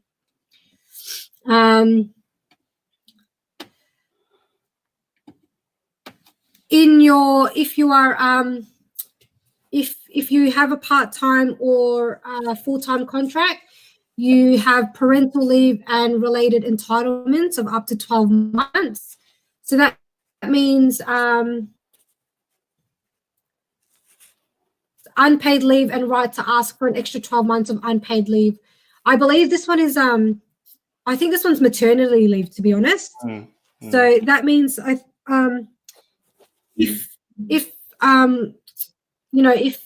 I was to fall pregnant, that means that the organization has to hold my position for at least 12 months before that they start looking for someone else. So what that means is in that 12-month period that they can hire someone in the interim, but they still have to hold my position for me to come back to when I'm ready within the 12-month time frame. Okay. If I'm going over that, then the organization can see fit what they want to do. Annual leave. So you don't get annual leave at all if you're on casual. Annual leave means that you have 4 weeks of paid leave every year that you're entitled to. So that doesn't mean that you get the 4 weeks straight up. You actually accrue it over time, depending on your organization. So for Wyndham CEC, I think when we first started, I'm not quite sure, I think we had a few days of annual leave that was given to us pro bono kind of. And then as we work, we get more and more leave built up. So that's 4 weeks a year where you have an entitled of paid holiday leave. And there's usually leave loading on top of that as well, which is a bit of a penalty rate. And in some circumstances, like for us, because we generally, when we're operating normally, we close over December, that we're actually required to use some of that annual leave over that time period where the business is shut down. So yeah, that may happen depending on what the nature of your business is. Yeah. Personal carers leave, compassionate leave, and domestic violence leave. You get 10 days paid of personal leave a year. So that's 10 days paid of sick leave where you don't, I think you can or cannot have a certificate. So whether it's a medical certificate or a death certificate, depending on which leave you're taking will depend on your organization as well. So I know with our organization, I think it's 8 days you have to give a medical certificate, and then 2 of those days you don't have to. So I can say that I'm sick, but I don't actually have to provide a medical certificate, and I can only do that for 2 of those days. Also with Wyndham CEC, you can only do that on a Tuesday, Wednesday, or a Thursday. Or a day that's not a public holiday. Doesn't fall after a public holiday, sorry. So if I'm going to call in sick and there's been a public holiday, let's say the Monday, that means on the Tuesday, even though it doesn't fall on a Monday or Friday, I still have to provide a medical certificate because it falls after the day of a public holiday. They generally also say Monday, Friday, because it's a day that most people will try to call in sick so they can have an extended weekend. Okay. Community service leave is unpaid, and it's for voluntary emergency activities. So most of this is generally like for jury service. If you get called to be on the jury of a trial, you have an entitlement to be paid for 10 days for jury service. long service leave, Wayne, you've probably got this because you've Yeah. been with the organisation for quite a while. So if you've 15 years, if you've been with an organisation for 15 years, you get 3 months paid leave. Yeah. Generally starts at 7 years though. So 7 years, Yeah. and I think 2 weeks. And Yeah. then the longer that you're in an organisation, you get your long service leave, which is on top of your annual leave. Yeah, yeah. So But what very few people last that long in organisations these days, because generally speaking, people tend to move around quite a lot. Yeah. So they're looking at something where, because of that people can sort of roll over their long service leave now. So if you do move employees, you still accumulate it. I know that. So, like, for example, would be Wayne said that he's been in the organisation for 15 years. He's got 3 months worth of long service leave. So he would be able to take a holiday for 4 months of paid leave, because he's got the 3 months from the long service leave plus the 4 weeks from his annual leave. Okay. That's right. Whether or not your employer lets you take all of that at once is completely at their discretion. I don't want to take it all at once. I want to spread it out. Yeah. So some employers will allow you to take all your annual leave at once, and some employers may not. They may say that you can only go away for 6 weeks at a time, because it's really detrimental for the business if you actually leave for that long. Yeah. Okay. So they are allowed to say yes and no to when you can take time off work, when you can't. In retail and hospitality, guys, you won't be able to take time off over Christmas. Okay, it's a complete blackout period. You'll get your Christmas day off, and you'll get whatever other days off that they let you have. I'm pretty sure it's only Christmas Day, but basically from December till the middle of January, you can't actually request leave. If you are requesting leave, you probably have to be requesting it at the very start of the year for it to get approved, for you to have time off in January. Okay, so when I worked in retail for 5 years, I never had the December period off. I always had to work during that time. Public holidays. If you work a public holidays, for casuals, it's generally unpaid unless you're actually working that specific shift. So we've got a public holiday coming up soon. Not sure what the hours are for Anyth and Wayne, but for me, if there's a public holiday and we have a day off, I still get paid normal rates for that day. Yeah. So say, for example, today's a public holiday and I'm not meant to be working, I still get paid for not working this day because it's within my contract that they have to pay me. Okay, the 38 hours a week.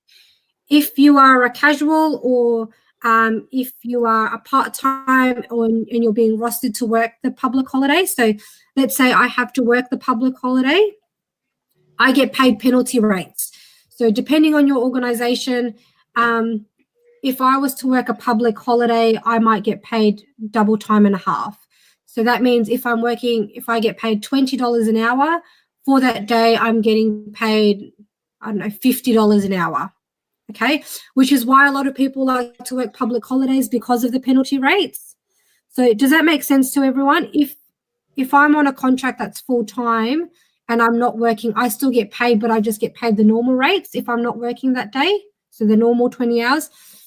If I'm working on the day of a public holiday, you get your penalty rate. So whether that's time and a half, double time and a half, it depends on the industry that you're working for. That's right. As a casual, it's a little bit different because casuals generally get paid that little bit more to compensate for the fact that they don't have all these benefits. So let's say a full-timer and a part-timer will be earning $20 a week. A casual worker may be earning $25 a week. The reason why they have that little bit more is to allow for them to put money aside. Generally, what the rule of thumb would be is that extra $5 is so to compensate for the fact that they don't get benefits of if they fall sick, they don't get paid. Okay, doesn't matter whether they provide a medical certificate or not, they won't get paid for sick leave that they take because as a casual, you just don't have those benefits. Same with annual leave. They want to take leave, they just don't get paid for it. It's just unpaid leave. So they have a little bit of, they get paid a little bit more, and their penalty loading also works a little bit different. So as you can imagine, I'll answer your question in 1 minute, Dylan. If it's $25 an hour that they're getting, they won't get double time and a half on that. Their penalty loading will be a little bit different to a full-timer and part-timer. And that's depending on the employer as well. Dylan? I was just wondering what you would do, like, if you're just going away for the weekend. Like, I have a friend who lives in another state, and so, like, if I was going to go visit him for 2 or 3 days, what would I do in that sort of situation?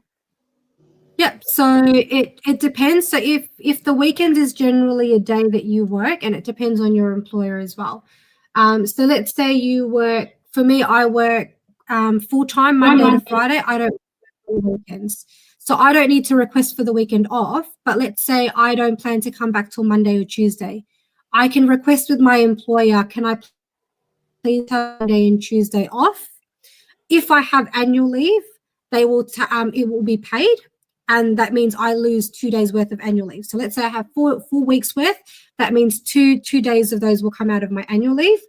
If you don't have any annual leave, you can take it as unpaid leave, which just means that you take those 2 days and you don't get paid for it. That's at the organization's discretion, though, whether or not they will let you take it unpaid leave or not. If you're a casual, you just need to give your employees enough, actually, whatever your contract is, you need to give your employees enough notice that you need to have that time off. They're a bit more flexible with casuals because casuals can actually dictate when they are and they aren't available. Yeah. Whereas that's why there's a bit of flexibility with casual and part-time workers, because part-time you're on a contract, so you're a bit more, you've got the stability, but you don't have as much flexibility as what a casual would. So for a casual worker, they might say, I'm not available this whole month to work, and that's completely fine because they're not available. That's the contract that they've got. Whereas for a full-time and part-timer, it's probably not going to be as easy for them to just say that I'm available to work for a whole month because of what their contracted hours are. I would just add to that, even though for Did that answer the question, Dylan? And even though, even though for casuals, and you're working in a place that you get a roster, because there's some casuals that still get hours as the same as the part-timers. If it's a busy place, it's good to let your employer know before the roster come out. For example, you got your roster for Saturday and Sunday, and then you will call the manager and say, oh, I'm not coming on Monday. You already been rostered. So it's not going to be good on you. Yeah. Try and if you guys are rostered as casual employees, it's really good for you guys to let your employers know as early as possible if you're not available certain days, or you're not available, if you're going on, let's say you've had a holiday that's booked and you've been offered employment, it's really good for you to notify them then and there, like, hey guys, I've got a holiday booked. I won't be available for these 2 weeks. The earlier you let your managers know, the better it is for the both of you guys, because then they can plan for staff on the days that you guys aren't available. Okay, it doesn't necessarily mean that you won't get the job or you'll lose it. It just means that it gives your employer the chance to prepare for being understaffed for while you're away. It's basically just communication, guys. So again, it falls back to the very first day. Just communicate with your employees as much as possible when you need to take time off, and work out with them whether or not you guys are going to be given that time off or not. Okay. For me, if I have to take time off, I can't just take time off even though I'm entitled to it. I still need to communicate that with my bosses and make sure that, they're authorizing me to take that time off. I'm just going to put my charger in, guys. Any other questions in terms of the National Employment Standards, what you guys are entitled to or anything like that? No, we're all understanding it. Yep. What else is there? You're more than welcome to have a look at your. Yeah, sorry, Wayne. Yeah, sorry. Just that website T is using, Fair Work website. If you've got any questions about anything to do with your work, about the wages, conditions, or any of those standards, while you're working for an employer, you can. I think there's actually a chat function on the website where you can get in contact with somebody and ask some questions. Like you might say, "Oh, look, I'm getting paid this much in my job, this much per hour. Is that right?" Or how much should I be getting paid? That sort of thing. What sort of any question you've got about those things, you can usually ask them, and they'll be basically anything to do with your pay, your leave, your entitlements, your awards. Awards is what you get paid under. So I know Wyndham Community and Education Centre has a few awards in terms of how they structure people's pay in our organisation. But you can check all of this on Fair Work. The website's fairwork.gov.au. It's a really good website to just find out whether or not, your employers are being fair in terms of how they're paying you as well. So if you have a look at awards and agreements, a list of awards will come up. And then you just find the award that you're under. So most of you, if you guys are going into retail, I'm just going to find award for you. So I would go into pay calculator or minimum wages. And then I would find the award that I'm under. So if I go to Go Pay Calculator, I'm an employee looking for pay rates. Next. You would go, yes, I know my award. So I don't know if you guys can see that, but I'll just show you. So basically, this is a list of all the awards that come up. So an award is like a booklet. It's law for that particular industry or job, where it sets out all the legal minimums. In Australia, we have a legal minimum wage. So that you cannot be paid below that wage if you're a full-time worker. I can't remember what it is. It's 500 and something, I think, or maybe $600 a week or something like that. It's around about that. Depends on the industry, I think. There is a minimum wage though for the lowest paid workers, and they can't pay below that. Yes, Dylan. I was just saying, didn't we have a look at this? Oh, sorry, in the resume workshop. Yeah, that's right. Yeah, I was just wondering where I recognised it from. Just for those who aren't aware of this, it's a really good one to know. Say, for example, if you're working in retail, we've got the General Retail Industry Award. If I click onto that, it'll pretty much show me what they are required to pay me at minimum. So it means, I don't know where it's gone. If I go to the General Retail Award, because that's what I've been given, I can look that up on Fair Work. If they're paying me $18.50 and the required minimum that they need to pay me is $20.22, they have to pay me that minimum amount. They cannot pay me anything underneath that because it is actually illegal for them to do that. In Australia, we have good protections for workers.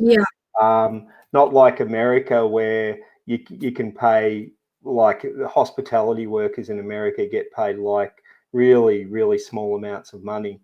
Whereas in Australia, that's why they work so hard for the tips. It's just remember that too. It's very important that just because you're a worker and not a manager, it doesn't mean you don't have rights. You are entitled to be paid the legal minimum for that job. And I guess that's where you need to be aware by checking out the Fair Work website, that what that is. I wouldn't be working for an employer that didn't pay me the legal minimum. It's not fair. And they know that. They're not ignorant of the fact. It's not that they don't know. If they're in business, they need to be legally aware of what that is. I don't know if you guys heard about, he's one of those celebrity TV chefs. What's his name? Oh, there was a few of them. Colin Barris. Yeah, that's the one. He's just like a famous chef. I don't. His is a bit different because as a CEO, you're probably not going to know what you're paying your employees. That's not the point, T. They should be aware. Yeah. But he, because he wasn't across it, he got fined a really hefty amount, which I now think has actually put him into bankruptcy because he has to back pay everyone that was underpaid on his payroll pretty much. So it's really important that, the employers are also across it. Because if they're not paying the legal amount, like the minimum wage, they get fined for a lot of that stuff. Yeah, exactly. And it's important to know that, sure, you have responsibilities at work, and it's important to make sure that you're living up to those responsibilities, but you also have rights. Yeah. And your Fair Work will also let you know like what other things you guys are entitled to. So like your annual leave and stuff like that, like we discussed, as long as it's within reason. Your employer can't just keep saying, no, you can't take your annual leave. No, you can't take your annual leave. They actually have to give you a legitimate reason as to why you can't take it and why it's not suitable. Yeah. If you're finding that they're just not allowing you to take your annual leave at all, that means that they're actually breaching the contract, because you are entitled to that as long as they have within reason to stop it from happening. Yeah. Okay. That's basically it for the employment readiness, guys. Is there any questions that you guys have on what we've discussed today? Is there anything that doesn't make sense? Or I know it's quite a heavy topic. It's quite dry as well. But I definitely don't want you guys to be taken advantage of in the workforce. I want you guys to know what you guys are entitled to. And I'll still be around as well. So like if you guys find that, when you get offered employment, generally something that I support with is if it's obviously okay with you guys, I request to have a look at your contract. I request to have a look at what your rewards are, so I can also help check to make sure that you guys are being paid the minimum amount, at least required. So you're being at least paid the minimum wage. And we can go through stuff on your contract as well if you guys like before you start signing it, just to make sure you guys also understand what you're signing. Just because there's nothing worse than not knowing what you're signing. And when you actually sign a contract, it's your responsibility to know what you're signing. Whether that's a contract of 500 pages long or 2 pages long, it's your responsibility to know what you have signed and what you have agreed to, because if something happens and the employer says, well, you signed it, well, then you guys become liable for that ultimately at the end of the day, because you've signed a contract saying you agree and you understand what was said in that contract. So it will fall back on you if you actually don't understand what those things mean. It may be dry stuff, T, and it can be taken that way, but it is so important to know these things. If you go well equipped to the workplace with a knowledge of some of these things that we've talked about, then you're aware of them, and a lot of young people aren't. They're not aware of these things, so which frightens me a little bit. Yeah. And I think with me, I only really started becoming aware of this stuff when I actually stepped into this role, because it's obviously relevant for the content that we're delivering. But it's definitely really, really good to know this stuff, because now I've been able to help out my friends when they'll tell me, oh, I'm getting paid this much. And I'm like, that doesn't sound right. Like, that sounds like you're being paid under the award wage. And then I'll have a look at their award wage and what their entitlements are. And, obviously, depending on the job you have as well, you can actually negotiate your pay. Probably not going to be something that you guys can do to start off with. But obviously, the more experience you get, you can also negotiate your pay on your award wages and stuff like that as well. Depending on your level of experience, your qualifications and all those things, you can negotiate what you want to be paid in your careers and things like that. So for today's... Oh, I accidentally deleted the document that I needed. That's all right. I'll just type it up again. For today's end of day checkout, it's going to be a little bit more creative in terms of what I want you guys to say. So I'll just get that ready for you guys. We should all get up and do some exercises. Yeah. Lucine is already doing it. End of day checkout today will be, my name is, I am years old.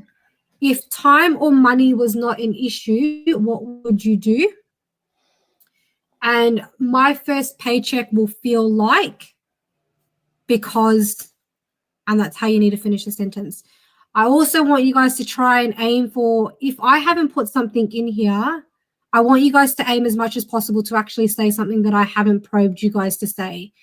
Because in tomorrow's session, when you guys do the end of day checkouts, I'm not going to at all mention what you guys have to talk about. You guys have to talk about yourselves for 2 minutes, and I'm not going to give you any pointers on what you need to say. All right?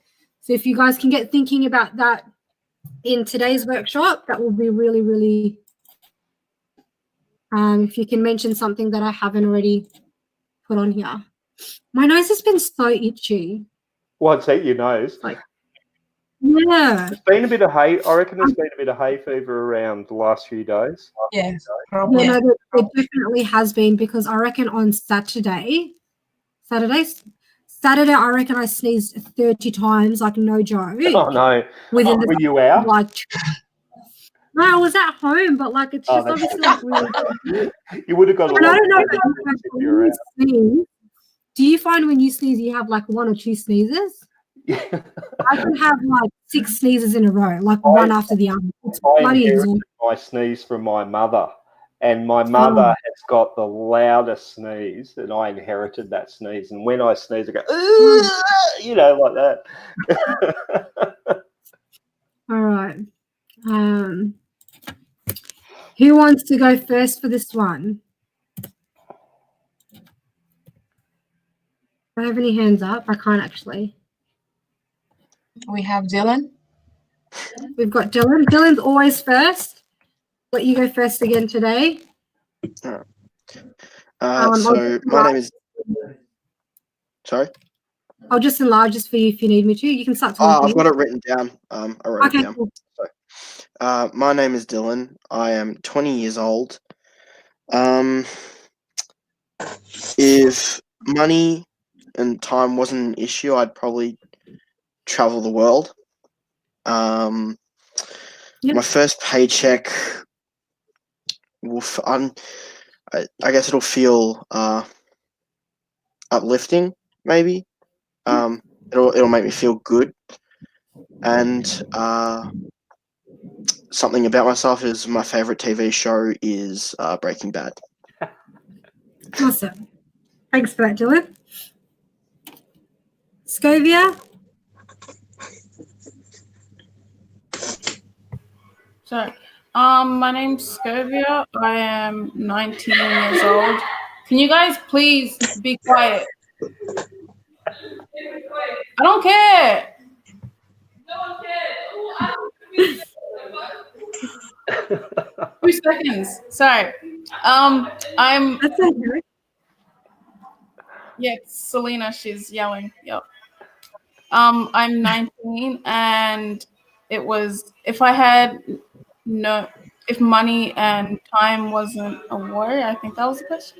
I would probably travel the world, but also just paint for a living because money isn't a problem. So I can paint my trash paintings and no one will have to buy them anyway.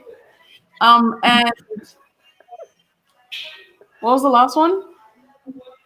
My first paycheck will feel like, and then because paycheck will feel liberating, because I won't have to ask for money from my parents.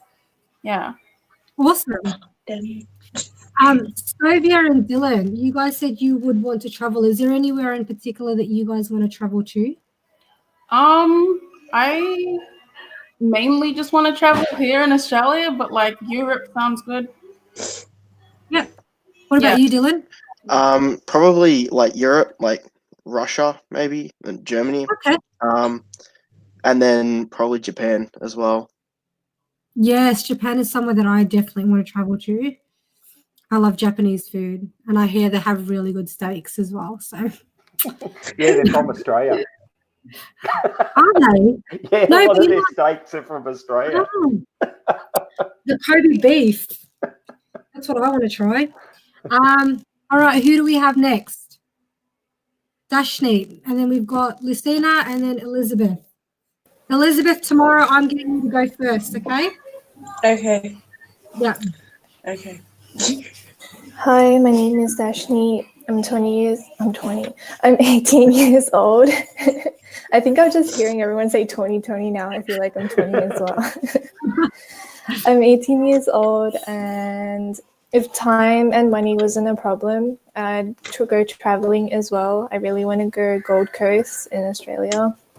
Other than that, I would probably buy a lot of clothes, like a lot, like online shopping every single day.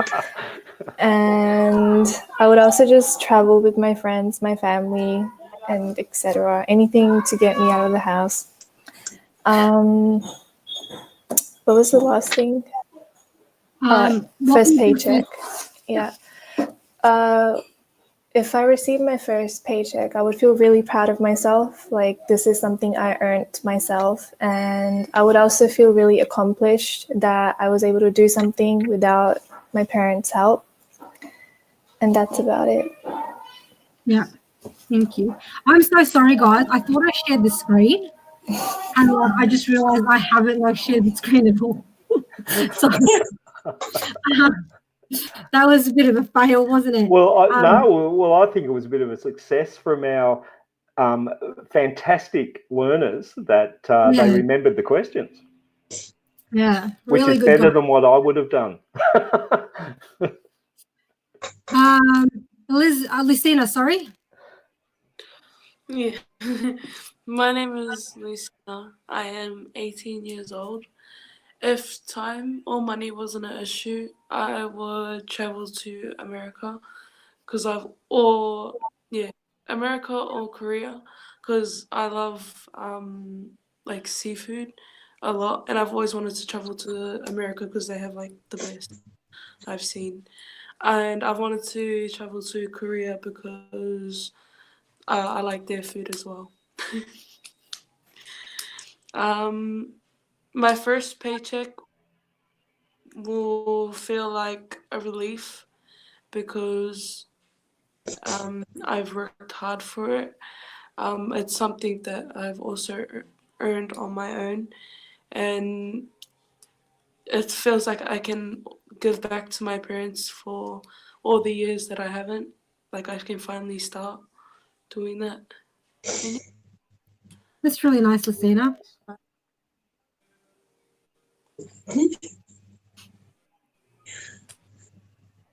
Wait, is it my turn? Yeah. Go for Elizabeth. Okay. My name is Elizabeth, and I'm 18 years old. If time and money wasn't an issue, I'd probably buy more shoes again. But I'll travel the world because they got different shoes, like in different, yeah.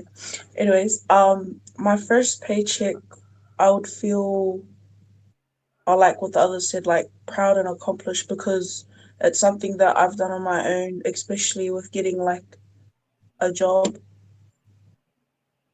And yeah, I'll just be proud of myself with getting. Awesome.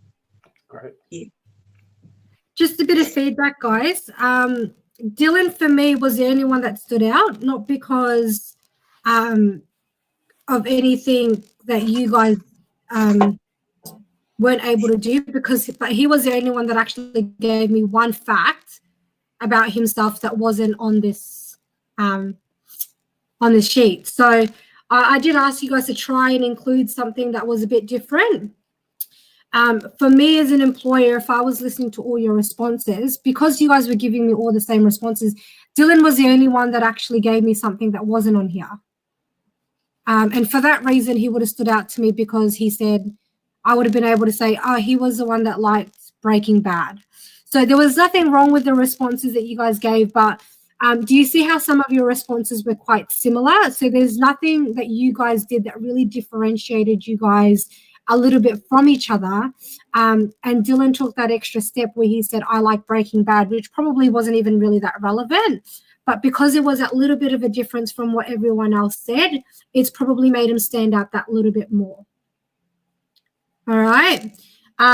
Yeah, so in tomorrow's checkout, I won't at all be probing anything for you guys to say. So you won't have this. I mean, we didn't really have it. Only Lucina and Elizabeth had it, the screen. But tomorrow you guys won't have that. Things that I want you guys to consider tomorrow to say in your end of day checkout, definitely try and include a strength and how that's going to appeal to an employer, because that's a really important one that I want you guys to practice. Think about the compliments that your other fellow participants have given you. You guys gave each other such good feedback yesterday. Really focus on those and try to talk about it. Try to talk about your skills, maybe your interests and your hobbies. Who here comes from a big family? Scovia, yeah. How many siblings do you have, Scovia? 6. 6. What about Lucina and Elizabeth? How many siblings do you guys have? Too many to count. Really? Nah, I have I don't know, there's 9. Yeah. I think. I don't know, somewhere in the world. Elizabeth, what about you? Too I many think I to have count. 6, but then there's yeah. Okay. Yeah. So little facts like that, guys, goes a really long way. Even just talking about your background, maybe, I don't know, Dashnik, did you grow up in Australia or were you born overseas? I was born overseas, but I grew up in Australia because we moved here really early. Yeah. So maybe even talking a little bit about your background from what you can remember. I'm not quite sure. Just anything really, guys, that you think might stand out. So it could be the smallest thing, but because it's something that's personal to you, it generally it invites the employer to have a bit more of a connection with you. If you want to share a bit of a personal story, I know in our other workshops, we've had sometimes people share a bit of their personal story, and you're allowed to, you know what I mean? Be yourselves in these end of day checkouts. Don't be a robot just reading off the screen. Give a little bit of your personality out. Be yourselves in it, because it's going to make you stand out to the employer and be a lot more memorable than just someone who's like, my name is Therese. I am 28 years old. If time or money was not an issue. Do you see how I sound like a bit of a robot? Give it a little bit of your extra oomph. I know Scovia was yelling at her siblings, but it was funny. You wouldn't do that in an actual interview. But she kind of had even her own twist in terms of how she would do her end of day checkout. She kind of had you could tell by her tone of voice and inflection of voice that it was going up and down, and, she was interested. All right. Tomorrow's going to be a bit of interview preparation for you guys. So we're going to be going through your what you guys need to do to prepare for an interview, which is on a PowerPoint. You'll also get a list of interview questions, and you'll have a job application form that you guys need to complete tonight as a homework task. Whatever you're unsure of in the homework task, we can discuss tomorrow. But I would really suggest that you guys try and get it done as best as possible. Your new employee information worksheet, and your job application homework tasks, I need those emailed back to me, because they are actually going to go to the people who are interviewing you. Okay, so you need to email those back to me so I can give it to your interviewer. For those who don't have, who haven't given me their resume, which I think it's just you, Dashnik, where I don't have your resume. I need everyone's resume as well, because I'm going to be giving that to your employer also. Not your employer, your interviewer. Dylan. Sorry, which forms was it again? The new employee one? Yeah, so the new employee information form. Yep. your forgotten now. Your job application form, which is a homework Which task is on its way. Yeah, all right. which I'll send you guys tonight, and then your resume if I don't already have that on file. Lucina, you had a question? No, mine was the same as Dylan's. Okay, cool. You're still good for tomorrow at 1 to 3 p.m. Is that right, Lucina? Yeah, hopefully. I'll message you by tomorrow and what's happening Yeah. if there's any changes, but yeah. Okay. And Just Jess? try and let me know as soon as possible. Just because one of the eligibility requirements is you do complete all 5 online sessions. Okay. Any other questions, guys? Just And yeah. I'll just have to excuse myself, guys, because I have another meeting started now. That's all right. You're a busy woman. Thank you so much, everybody. Take care. Thanks, Emily. I'll see you tomorrow. Bye. I know we went a little bit over time today. Me and Wayne will stay back an extra half hour if you guys want. Just if you have any questions around anything that was discussed today, if you want to know a bit more information about the employment readiness, or maybe there's some things that you wanted to discuss that you don't want to discuss in front of everyone, which is completely fine as well. All right. Well done, guys. Again. Almost there. Just got one more day and then your interview. And then you'll be all good. All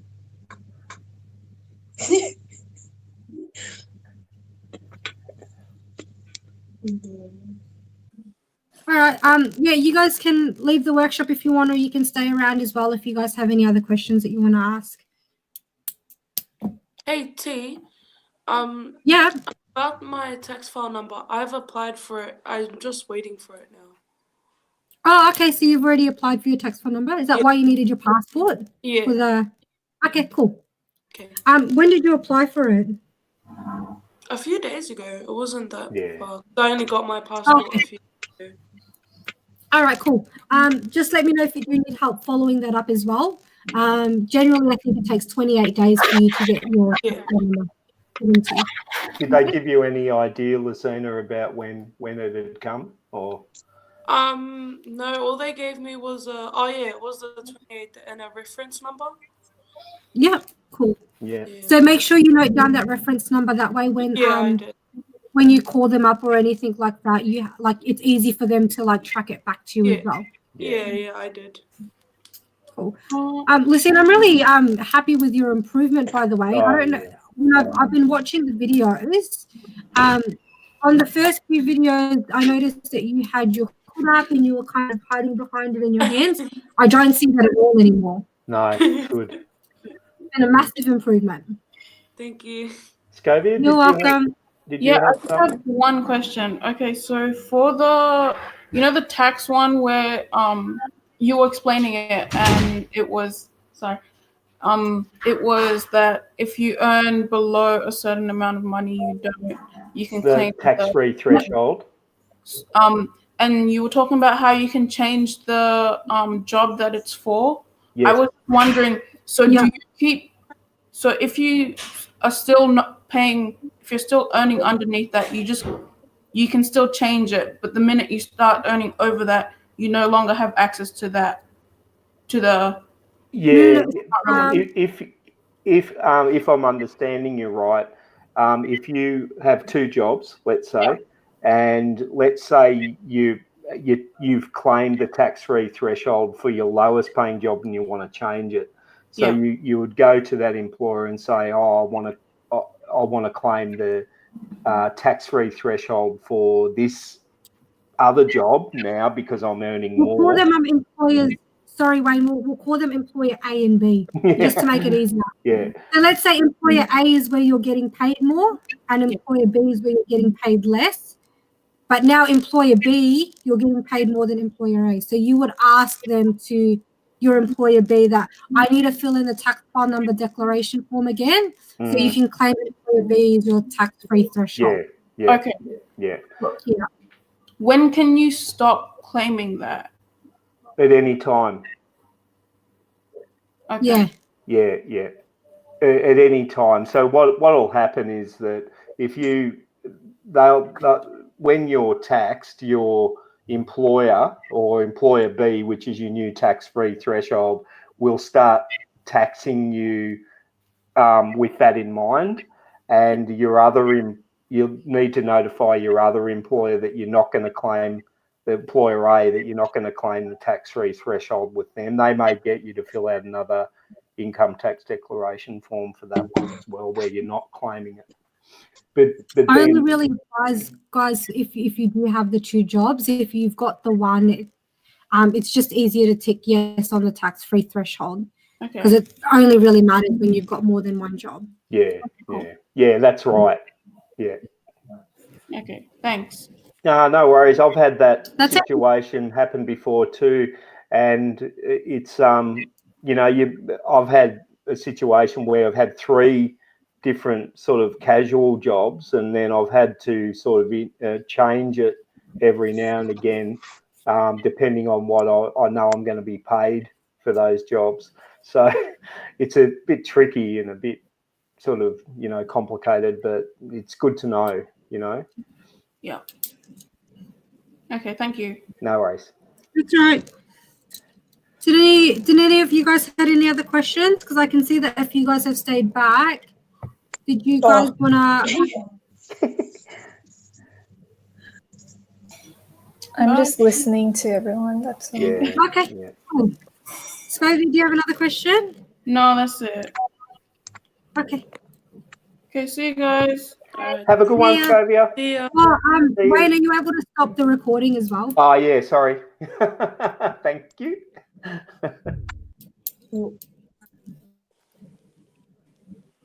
Bye, guys.